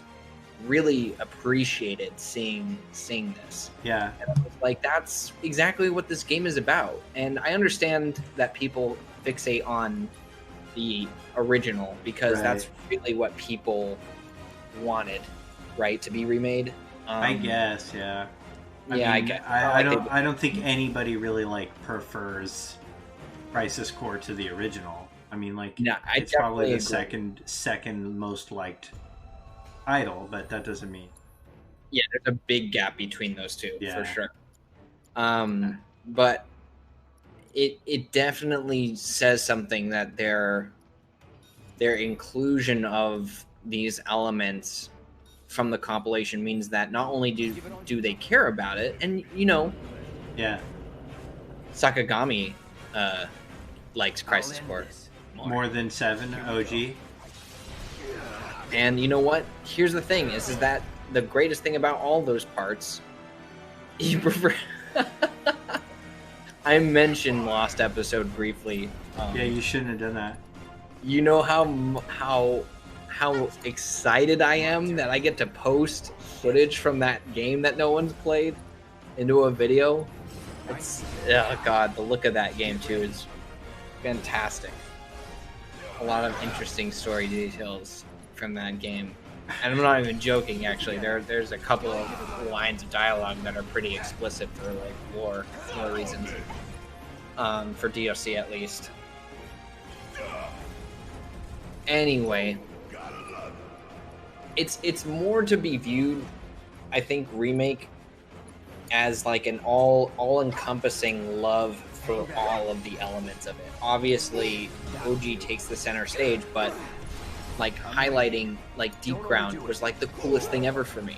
I was like, this is such a cool idea that they would just give a little bit of a nod to those elements. Now, they don't have to be one-for-one recreations, like obviously Type 0 isn't like Archer Azul, but there's something about that character, you know, that you would know if you played the game and you spent the time. And I honestly, like, not, without getting into too much detail, I think that Remake is sort of the vehicle to honor, like, you know, all of that stuff. Honor the compilation, honor the original, and also, like, what would probably be preferred for a lot of people who are just coming into it, you know, into Remake or have only played the original, instead of forcing everybody to just play the entire compilation, read all of the books, and, you know, watch the movie, and watch all the animes that have been made. Like, it just makes sense to me that you would just retell those stories in this one without having to, like, subject to a game or content that they don't want to digest. So, which also is something, like, just for the viewers here, like, that's something that I'm very intent on in being very direct about in some future content. Yeah. So, as much as, like, and you know what, because I know that this stream kind of is taking place after being inspired by conversations that NSP have been having and First have been having with their guests, is that rather than looking at the elements of the story that don't necessarily work for things maybe in the present moment, I think that there's a lot of evidence to support that there is sort of, they're using that as a stepping stone to more open up the themes for Final Fantasy VII without necessarily getting too carried away. And I know that the ending was very explosive, and there's a lot of things that are like just normal complaints about the game.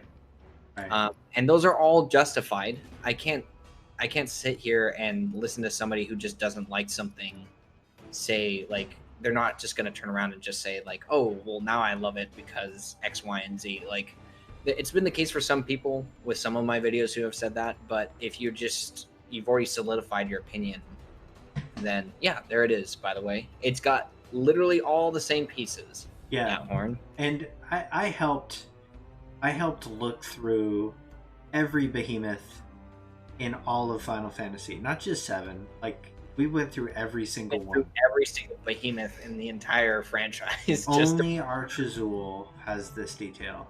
And there's more. If you actually see footage of it, like, you know, it's definitely it. Like, the little ridge on the top there, you know, I guess it's that's the funniest compliment or comment I've seen. The enhanced thing.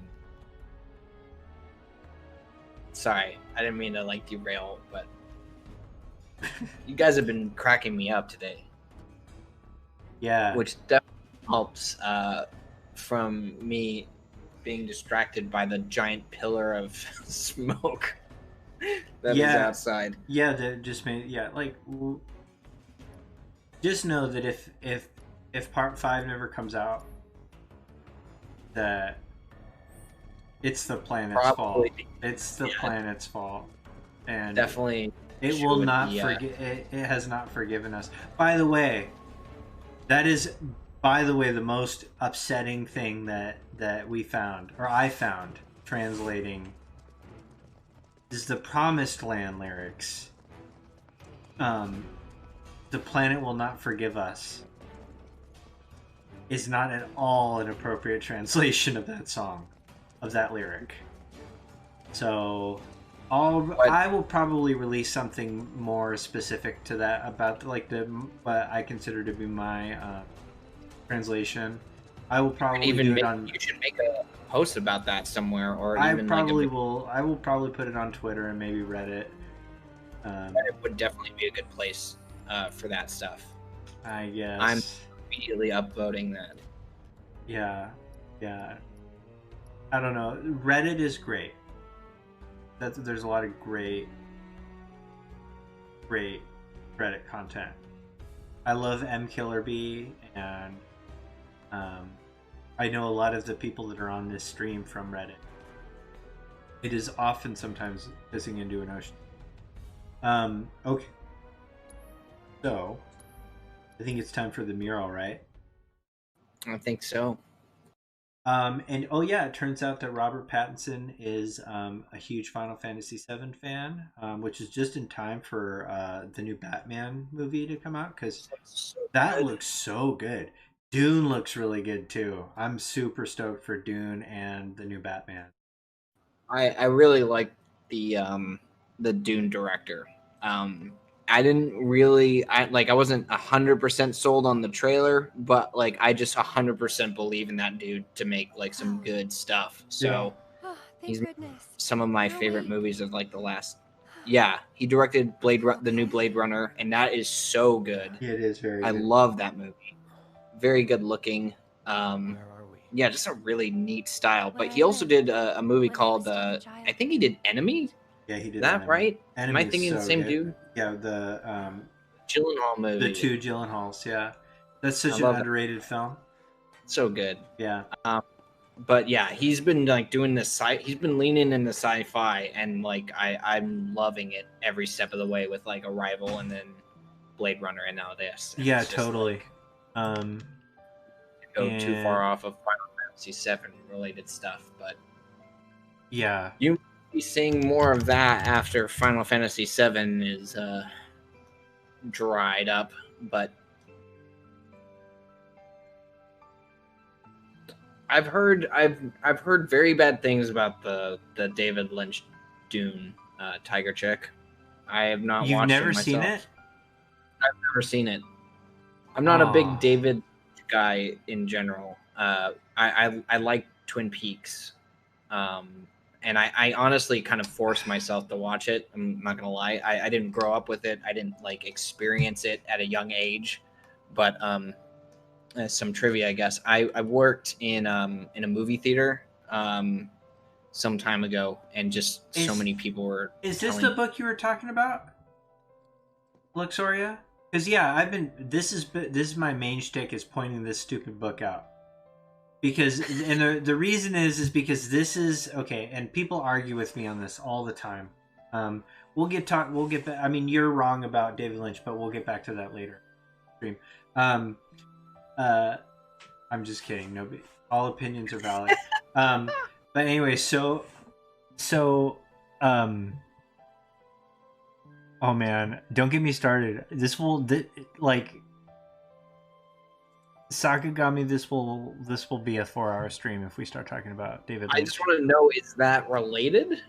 Because I know somewhat about what Deadly Premonition 2 is, but if there's a Twin Peaks connection there. Okay, back to Final Fantasy VII Remake. So yeah, in Investigation Unit Within the Painting, which is the little short story that Nojima wrote, not about who carried you here. getting your head blown off by a blitzball, but about the history behind this painting. We find out that after the escape, President Shinra orders that this room be left untouched, and it shows. I mean, that story doesn't need to exist to provide context for this. This room is untouched. Like, look at it. And my favorite detail in this room, despite the painting's great. There's a lot of details. We're all worried. Is this one right here? I'm the one who carried you And here. I think I'm the only person I know that pushes this, but this is Falna and Eris slippers. This is very heartbreaking detail. Yeah, this is actually my favorite detail. This is one of those things that you pointed out to me. And I was like, damn, that's just the thing that sells, doesn't it? Yeah. So I mean, this room has not been touched. Period. Okay. And so for them to like come and just grab this book, this stamp book, you know, and it is stamped, and there is a letter with the stamp on it, and it may be a reference to the 89 letters, maybe, I don't know, but it, you know, I don't know if anybody's translated that well, but it's supposedly like a writing book, how to write book is what my friend Matthew told me. Like, it's a curriculum book. Which Gene would make Garcia sense. says, nobody cleaned this room in 15 years. Yuck. And I agree. I mean, I kind of agree. Although it's a fairly sterile environment, you know. I mean, what's going to come in here, you know? The point is that, like, I mean, from my understanding of it, is that they were just not allowed to really mess with anything in here. Yeah, and for Like, good this is- reason. It looks like it's meant to be, you know. Look at it as like a crime scene. You have Right. the crazy painting on the wall. You don't want anybody around it. You don't want anything moved or touched. Right. You want like all of the pieces Except right for where they were. You need to absolutely break into this room and replace the stamp so that it's no longer the atrocity of That a was a terrier. Turk's mission. That was a Turk's mission. Yeah. Okay. I think that was before Crisis. So, and you know what? I mean, it could be as simple as like Square Enix hates details and they didn't even think about it. Like, maybe, sure. I kind of doubt it though. But yeah, so just going over other details in this room before we get to the painting. I'm the one who carried you here. There's some fun stuff here. So there's that book set. Remember? Missing volume 2? Right there. We're going to find that second volume. This book right here that we see the back of, that's blue and white. We see the front of that book over here. Are you okay? Maybe you should rest a little longer. I'd like to point out as well, just because we were on the subject of those series of books, the volumes, is that me and Baby Seal looked, or I was looking at Advent Children and thought that I had found the volume that was missing, but instead there's like some books on Cloud's desk in Advent Children that look like it, and it actually has a symbol of numbers, cat she, yeah, and the numbers on the side. Ironically enough, that it's an Easter egg, but it's not related to what I was looking for Baby Seal. Yeah, it's just the names of graphics designers, right? Yeah, exactly. It's just the name of the people who created the props are doctors in the Final Fantasy VII universe on the front. So anyway.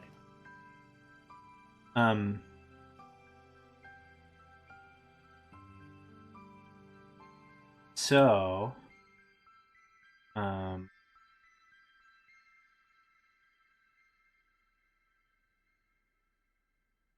then, okay, so obviously,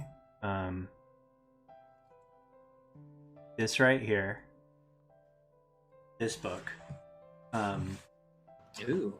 I know, I just broke out the technology. I'm so excited. This book right So here. glad that's exists. You um, just blew my mind. I was like, "There's a cursor." it's not. It's some Steam Labs thing. Anyway, so Really, this book is called "What Is Mako?" and it is written by Gast Faramis, who is genetically responsible for Aerith Gainsborough, meaning he impregnated Ifalna, and Aerith was. So thank you for the elaboration. I needed the sweet deets on that because I don't remember that from the lore. Yes, but that is a really interesting concept. Is that circle? I thought that circle was going to be on this on the screen for the rest. I don't know why I thought that. I was struggling. I was like, I wasn't gonna move my. That's right, Gene. Yeah, that's right. That's right. We do know that it's Elfana and President Shinra that make Rufus, though. So it's okay. I want you guys all to observe something, that when SleepEzi is making a bad theory about anything, he mispronounces Ifalna. But when it's accurate, he says it right. He says if Ilfana, if it's like totally full of it. So that's a little insight to listen to in future recording. It's like Wedge and his brother. That's what it is. Quedge. Okay. Quedge. So the painting. Now, okay. I actually got our mutual friend, Quicksilver, posted this for us just a while ago, but it was on Reddit. Fantastic. It's so fantastic. Thank you for whoever did this. Yeah. So I've been waiting for this since the beginning. So we'll just look at it directly here. Oh, wait a second. You know what? Hold on 1 second, Baby Seal. You got the other one? So let me make sure. I've been very bad about keeping. Yeah, I can't find the one that she sent. This is not it. Use that one until. Right, until you. I'll put you on chat here.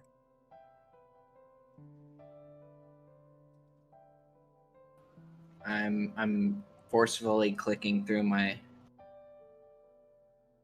pics. Me too.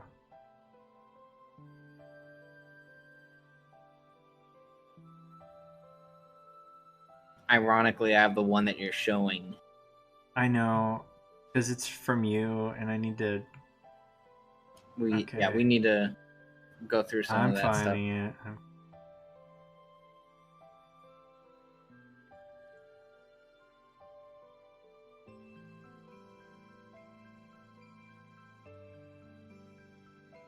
I got it. You do? Okay. Send it to me. One moment. Sweet baby. You know what I do have on my desktop is a bunch of those leaks from GigaLeak from Nintendo, like all the like high quality versions of pictures. Are any of those things related to the Final Fantasy VII? File is too big. I could tell you the name of it. Maybe you'll find it. No, just send me the link. Do you not have the link? I don't have a link. I have the picture. This is a travesty. This is a nightmare. You guys, I'm so sorry. I'm so sorry for how much of a failure. Hold on. I think I can just upload this onto my drive really quick. 1 second. Oh, we're doing Google. Oh, this nightmare. I think it's gonna compress it too, so.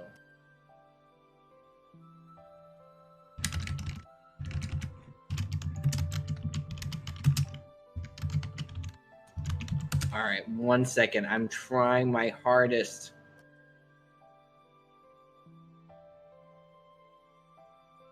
Okay, it's uploading. So the reason this file is so big, just to give context here as to why this is such a pain for me to send, is that somebody very, very graciously pulled the model or the texture from the game, it looks like, and put it up onto Reddit so we can see it in as much detail as possible. All right, I'm getting a link for you right now. Thank you. You're very welcome. In the meantime, let's see. The horse is on fire. That's correct. Final Fantasy VII 25, a new Final Fantasy VII BR that's available for 7 weeks. Okay. There you go. I sent it over to you in the chat there. Yeah. And I just sent you a request. Are you serious? Yeah. Ugh. Sorry, guys. We don't know what we're doing. We're amateurs. I don't know what. We're not gonna make that sweet Fortnite money like this. Tell you what. Fortnite person was sending you this link. He would have not only sent this link to you, but he would have filed all of our taxes and built like 3 houses. That's how fast it would have been done. Hell yeah. All right. Okay, I got it. Thank you. Give me 1 second. I'm going to let you use this moment to now discuss everything that you need to while I get some drink really quick. Get that drink. Okay.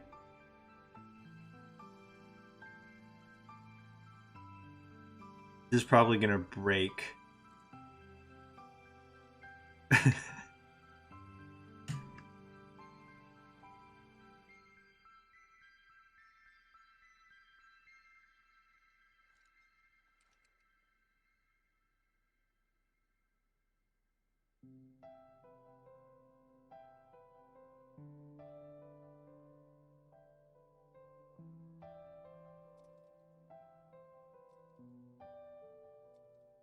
Yeah, this is beautiful. Okay.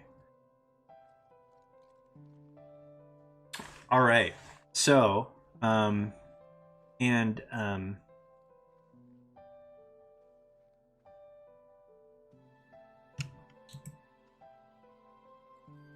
actually going to go full screen for this.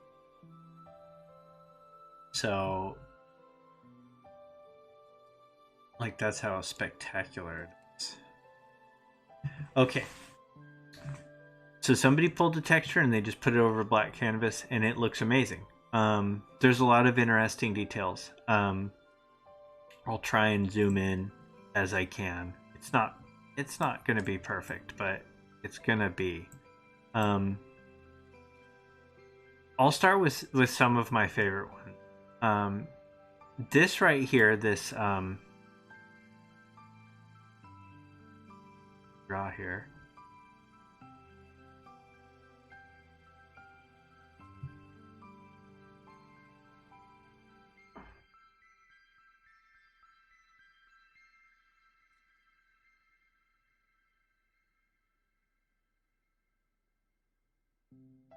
Okay.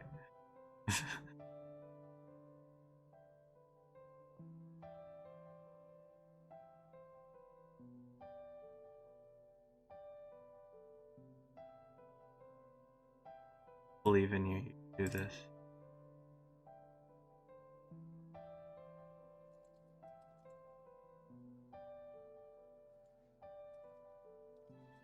Okay.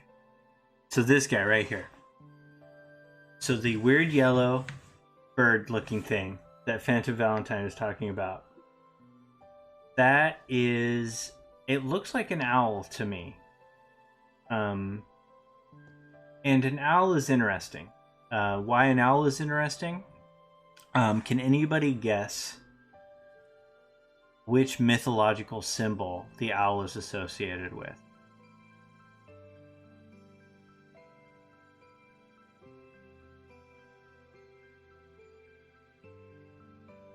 Yeah, it's the hoot. No. Okay. And don't Google this. Just believe in yourselves. Olympics here. Okay. Athena, wisdom. Okay, those are similar to a mythological figure that actually appears in the compilation. Athena is actually the Greek. Yep, Minerva. Got it, Gene. And hey, you already got gifted a sub, so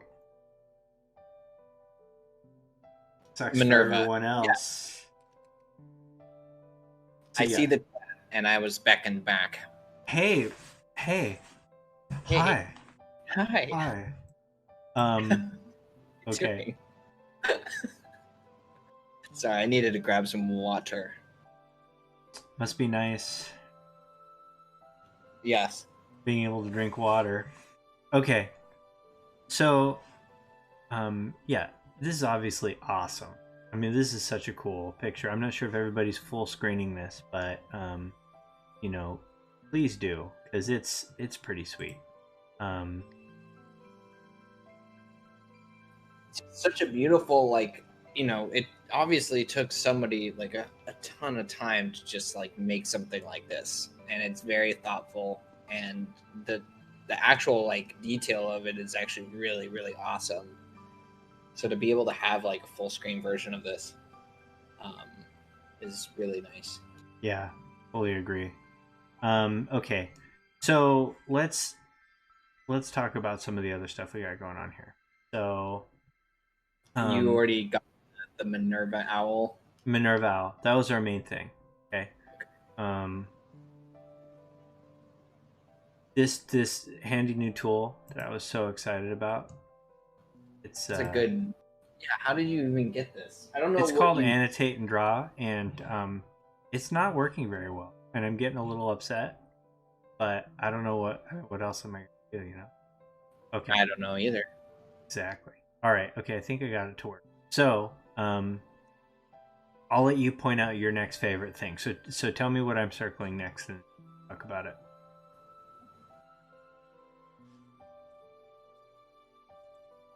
I see nothing. You see nothing? Nothing. I'm sorry. I saw it. You drag it to the side, and then that was it. What is happening? It's happening. Okay. You see anything? I don't. You don't even see the main picture. Now I see your pen. Okay, now I do. Okay. I keep forgetting there's like a slight delay in what I'm seeing too. So. Okay, I'm just circling that because that's what's happening. What's this? Cosmo Canyon. Very good. I'm proud of you. Man, I didn't realize I was graduating so quickly. So I do think it's super cool that Cosmo Canyon shows up here.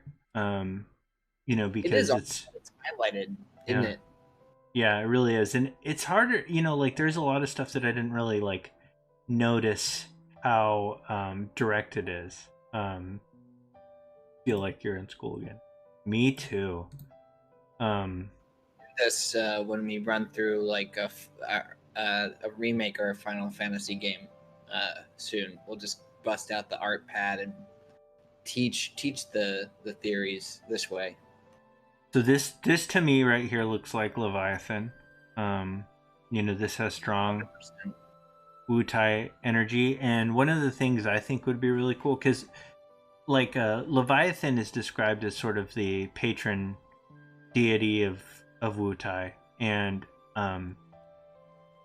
I thought it was kind of lame that it showed up in remake, but I think one way they could get around that is if they had multiple Leviathans, like a Leviathan Zero or like Neo Leviathan. I'd be so down for that. I'd be really down for that, and I don't know why. It seems kind of dumb. I think it's like just having variations of things that, like, I mean, one of the things I was actually the most upset about was the fact that the Whisper Behemoth, or the Whisper Bahamut, and the Bahamut that we see in the virtual reality segments is just like the same model, but like just like more like whispery, yeah. And it's just like, like I want to see different versions of these creatures moving forward. So, now, what I think is the most exciting portion of all of this is everything from here to here. Now, I think it's really interesting that we've got this yellow flower here that looks empty. You know, it looks as if, and it looks markedly different in design than the other yellow flower. It's almost like as if it's the empty husk of the past, and whatever this is something new. Like, this is the old body of Omega. You and me are both like, as soon as you mentioned that flower to me before, I was like, yeah, this is all. It's you cyclical. To say about this particular cycle. Yeah, I don't know if you want to mention it now, but I would heavily agree with what you're implying. Right. And I do think it's interesting too that we've got this meteor that seems to be a line from one of these to the other. And I think that the most interesting part about that is this backdrop of and people argue with me on this, and I mean, I don't know, like, until somebody says what these things are, I mean, I have no idea, but to me, this is Fenrir. It looks like a wolf howling to me, and those look like the tears of Fenrir, which is so Fenrir crying isn't really part of Norse mythology. Like tears. That's what I was going to ask you, because this is one thing I'm not familiar with. Oh, it is part of Götterdämmerung, which is just a German, like, more modern retelling of Ragnarok, of the legend of Ragnarok.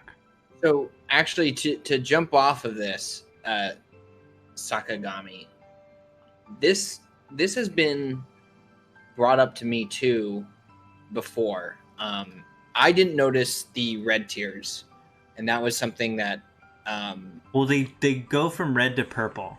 Let me zoom in. Which is also very reminiscent, I will say, of like a Sephiroth thing, which is just burning hatred manifesting into something physical. Sure. That's pretty much what his theme song is all about, is his rage, essentially. But hello. Hi. I like that one. I've never seen that one.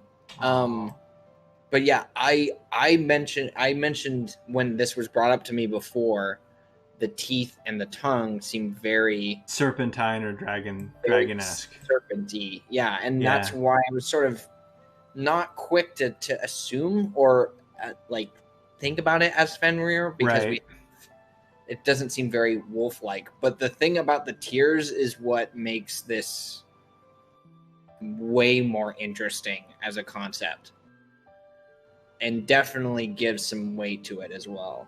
And I think it's got that kind of like dark Fenrir, like the idea of, I mean, the fact that it's the only real creature that is purple, like that is, in stark contrast of the life streamy colors. Like, it's got the most, let's say, negative vibe to it. Sure. And there's this concept of being corrupted by the, let's say Genova, and that being affiliated with it. Now, so that those red tears, like, the swans are yellow and purple. Yeah. All right. You're not wrong. Well, I think that has something to do, like, on purpose. I think that's some.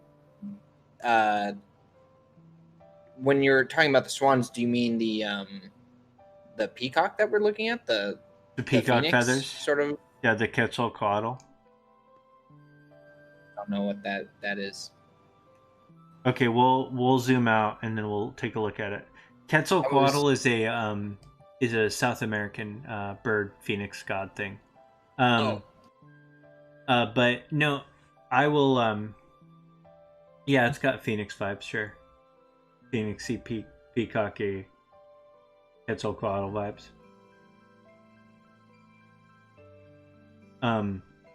But I do think that it's pretty clear that these are purple flowers, too, which I find really that the tears turn into. Right. Yeah, not just purple, like flowers, dumb apples. I never really looked at them like that, and I'm gonna go look at it myself. Well, look at it right here. I'm showing you. I am. I can just get a little closer. Yeah, but they really love our banter. I can tell. I see the green stems that you're talking about that seem to indicate what you're talking about, which definitely is suspicious. Doesn't really make that much sense to me, other than to assume what you've brought up that I've assumed in the past. Okay, so I do want to Olympic hero phoenixes tend to be depicted with peacock feathers. Yeah, totally. Yeah, and just in general with I think that's the same representation that he gets in Crisis Core as well. Okay. So Jean Garcia, the purple swans, they're on the right. They're small and on the right. Okay. No, they're white. Okay. So they're white, but they have purple and yellow. I see him. Oh, yeah.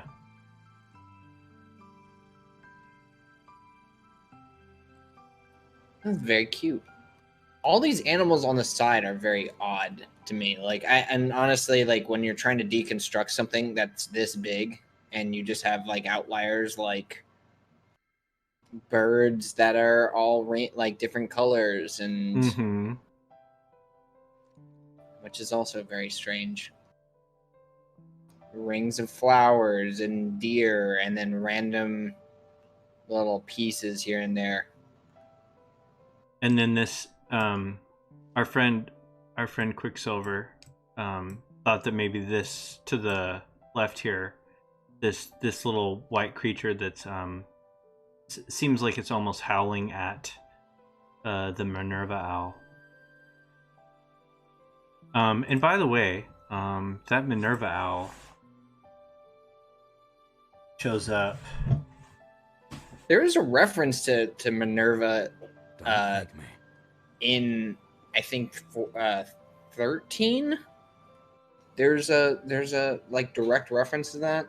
Wait, chapter 13 or Final Fantasy 13? Yeah, Final Fantasy 13. Well, yeah, the Minerva band is in almost every Final Fantasy. But yeah, 13's gonna have a lot of goddess stuff because of lightning. But it was just an interesting tidbit that the owl is actually represented in there somewhere. So I think I do try and block that. I'm the one who carried you here. I've never played it. It wasn't that bad. It's just the expectation. I think Final Fantasy usually carries a lot of that on its shoulders, but for good reason. There's a lot of them that are really, really good. So okay. I like the little turtle with the purple heart in the center. You notice that? No. Where do you see that? Where's your pen tool to? I'm getting it. You don't have to. I'll zoom. I have the document right here. Oh. All right. Make sure to go over that one more time, just so that the audience can see it, because I got it after the third circle, but they might need it for. There you go.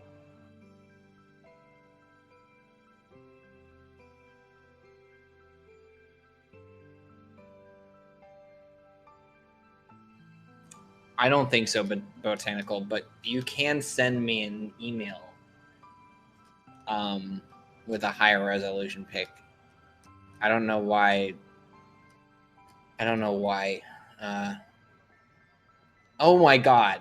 Why didn't we see this before?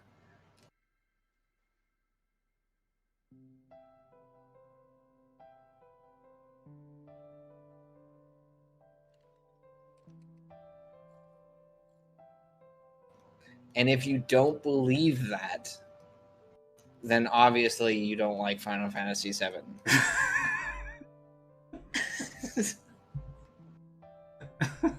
I will say that if this was actually written in there somewhere, that would be amazing.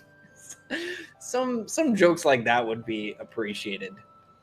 I would levity. I would like some sweet pop culture references. I mean, I liked a lot of the humor in the game. Like it localized pretty well. Like I really did like the moving on nailed it. I know. I like that. Labrat Dog was good. Labrat Dog. There's also some rough lines, like Don Corneo's line, like it was super rough. It was very like aggressive. What was it? I'm not. The filthy mouth. He's like, oh, you have quite the mouth on you. I'm going to enjoy breaking it in. Oh right. Oh. Yeah, that worked. Good lord. Works for me. Definitely makes him a sleaze bag, you know? That's the only chapter that I don't really go over that often, just because it's very long. Very long, and not a lot of like core lore relevant stuff, unless because they had to redo it for the modern time. Yeah. They were busy just giving people what they wanted to see, you know, and that's good. They did a good job during that whole thing. Wall Market was great. Oh yeah, it was great, and like that's I mean, I'm the one who and if somebody doesn't like it, like for like weird like homophobic reasons, then like then I know to disassociate with it. So that's like super easy. I was like not sure where you were going with. It's like super. I've never heard anybody not like it. Oh, Facebook is just a festering pool. It was from the original game, and like they handled it really well, didn't they? They handled it so well, and like it's also it was like when I learned that I'm the one who carried you. Brianna White, Aerith's VA, I don't want you to push is genuinely a nice person. Like when I heard her on stream, I'm like, okay, she's playing this up a little bit. Like, there's no way a person like don't thank me is Aerith IRL. Like, there's no way. Okay? But Maybe like if you get a chance to watch her play through Wall Market, like I don't want you to push yourself. The way that she like emotionally recalls how much better handled Wall Market is in this game, and like the representation that it gives people who are often who've been marginalized, especially in video games and gaming culture. Like you see her emotional reaction to that and see how like deeply she feels that. That's how you know she's the real deal. Like she legit cares about what she's doing and other people. Yeah, I think they nailed Wall Market. I love the new characters. I loved all 3 new major characters, and by the way, one of my favorite little bits of trivia that's remake only is that that you have to read the Ultimania to find that Jules and Andrea are siblings. Yes. Are you okay? Maybe you should rest a little longer. My favorite new character. Jules or Andrea? Jules. I know a person in real life that looks so much like Jules that we make memes. Really? Like he's got like it's a thing. Like he's gotten several like he's all, dude, I found this guy that looks like you. Like he wears the headband, he's super fit, everything. I don't He's want you got to like the push full yourself. lips. We're all That worried. sometimes like you're like, are you wearing lipstick? He probably Are is. you okay? Which is fine. Maybe you should But rest like a little longer. he doesn't talk about it all that much. It's him. It is like I found him. I found Jules in the wild. That's awesome. Got it. Okay. I would wear that headband 24/7 if I had it. And I would build my model train set with it on. Look at this dreamboat here. I'm also glad to hear that they're not just moving to the new engine right away for Unreal, which just means that I guess this game is going to be coming out a lot faster than maybe I had previously thought. I'm reusing these assets. I'm yes and no on it. I am on one hand, I would like them to be always, you know, cutting edge of technology with Final Fantasy titles. I also think that the performance and extra time that we would get from a PS5 release would mean that maybe we could end after Aerith gets McStabby stabbed, whereas at the current pacing, I don't think we could. We're looking at 5 years from now. But I would kind of like to see 3 games. I do think that's kind of the 3 or 4 tops. Like, I think you're really stressing the concept if you try and make this like 7 games. It just makes it so weird to think that they would introduce so much into this one game, and with how densely packed this one area is, how they're gonna handle the game if it's not, you know, complete. Like some massive, you know, just in the same vein of this game. It's a really odd standard that they're gonna set, and it's gonna just like, I know that people were looking forward to the first one, but I think most of us are not only waiting for like more like lore relevant information to come out with the second one, but just 2 is gonna be the tell, right? Is this quality gonna be up to the same standard as the first? Is it gonna be better? Is it gonna be worse? Is it gonna be shorter? Is it gonna be longer? Are we not gonna have as much filler? Like all this stuff, which I'm not sure, honestly.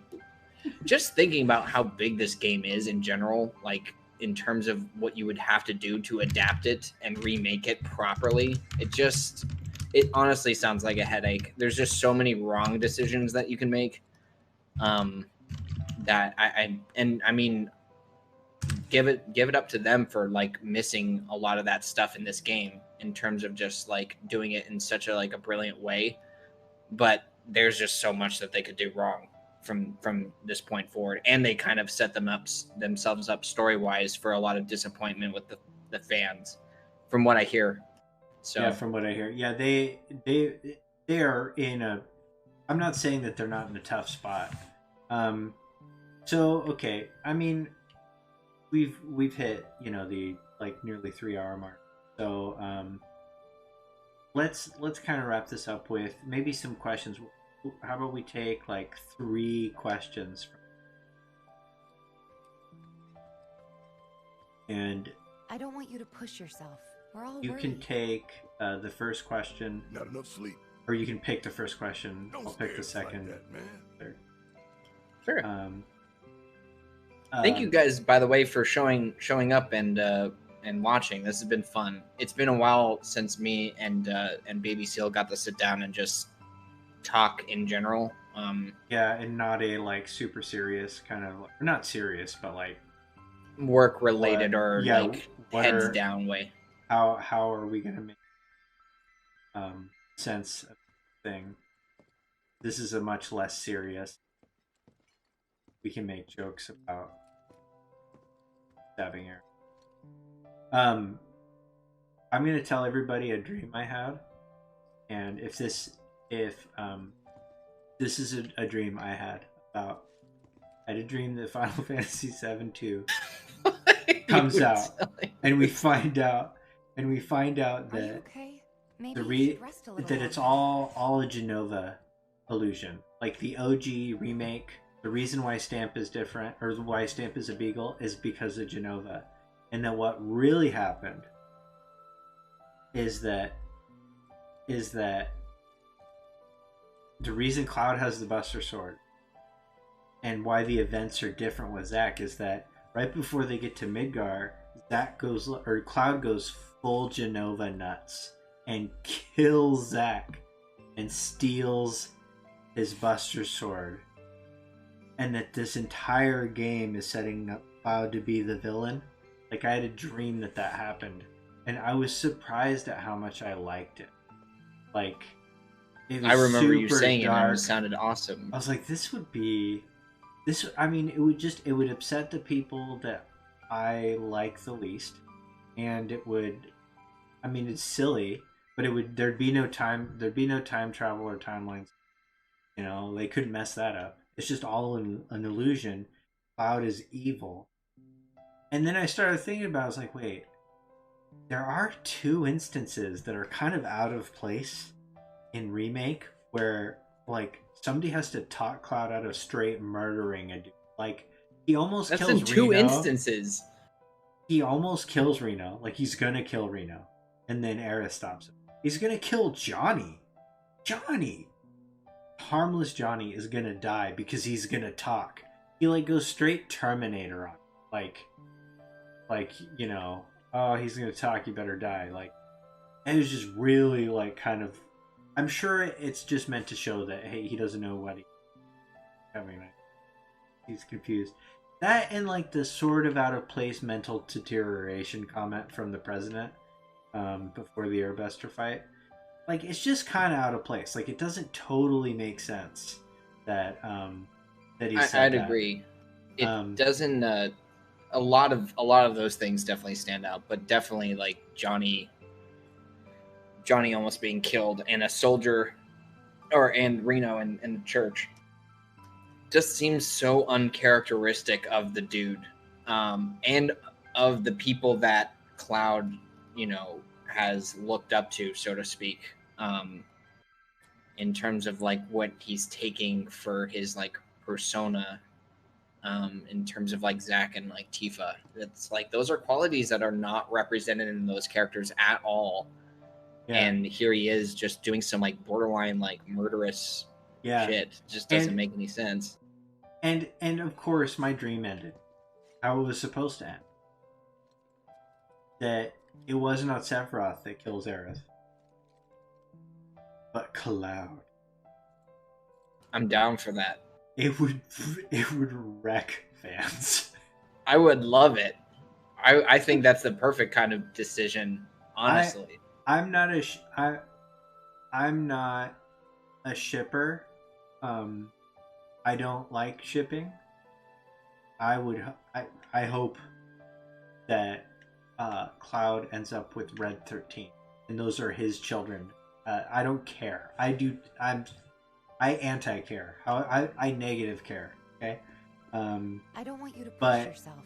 We're all worried. I do admit that, like, just watching the Clarith ship fan base respond to Cloud just straight murdering Aerith would almost be worth destroying my favorite franchise over. But okay, all right. Yeah, actually, he does try and, like, just eliminate that ghost.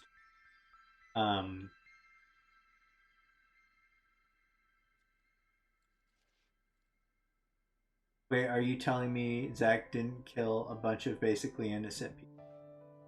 You know, so from a plot perspective, innocence he's not is that such much of a cold-blooded murderer.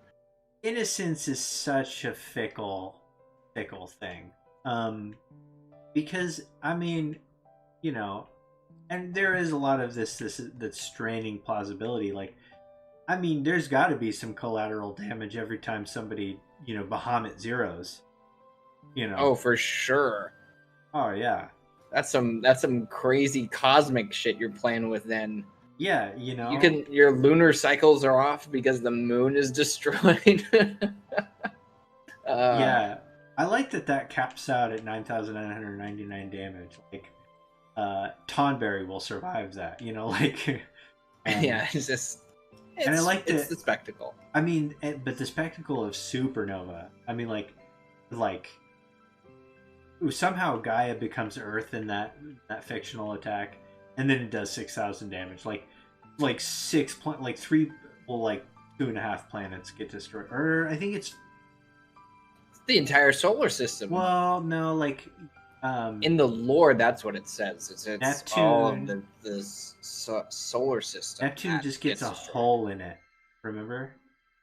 I think it goes through Jupiter because Jupiter is like a gas planet. I think it just that it turns into a donut. I think that they wanted to make that planet Uranus. I really believe that in their heart they wanted. That's the dumbest. Fuck me. Oh, baby. No. You're welcome. You're welcome. Thank you. They tried to make Jupiter into Uranus. Okay. Pretty much. All right. And Pluto's not playing anymore, so when that gets destroyed, I don't even care anymore. I think they put that back on the list of planets, by the way. Dude, I don't know why. I don't believe that. You. Andy G's gonna Neil deGrasse Tyson. Okay. Okay. Get that out of this. Okay. So do we have questions? We did have a question for botanical before. Well, I think. Choose it. How do you think they will handle Cloud attacking Earth in future parts? Will it be cut out? They'll handle it by when Cloud kills Aerith at the end of Remake Part 2. The remix Dabbing. No, I don't know. I don't think they can cut it out. They have to include some variant of it. Well, may it be like PG-13'd a little or PG'd? Probably, but I really feel like it's super important. What are your thoughts? I would agree is that it's something that you would probably want to retain to like some degree in a fashion maybe that's not as not abrasive. Yeah. But still get the point across. Yeah, I fully agree. That's a good question, though. I think about that and Sid's language, and the way that Sid treats Shara. He's got a curse, or like, but maybe he'll come up with bizarre, like, we find out like Midgar or Gaia specific, like World of Final Fantasy VII curse words. You know, like they make up some weird new language. But his treatment of Shara did not age super well. What you should have like right off the bat is like him like start to lose it, and then Shira just comes up and smacks him on the face, and then from then on, like you just do that in the first scene, and then just for the rest of the time that they're spent together, it's very, very cordial. Yeah, I don't know how to handle any of that honestly, but it's definitely some work to do that too. Yeah, I fully agree.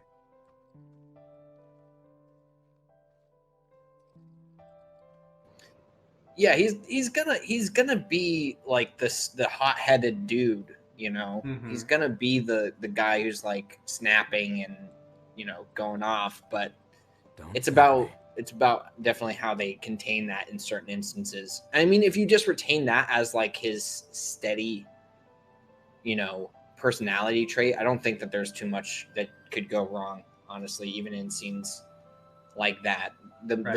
The delicate balance is what happens and how it's received, how it's delivered in those instances. But the character can remain the same for sure. Fully agree. And yes, the blitzball scene will happen for sure. We'll retain the blitzball scene. I don't even know what's real anymore when I start thinking about that.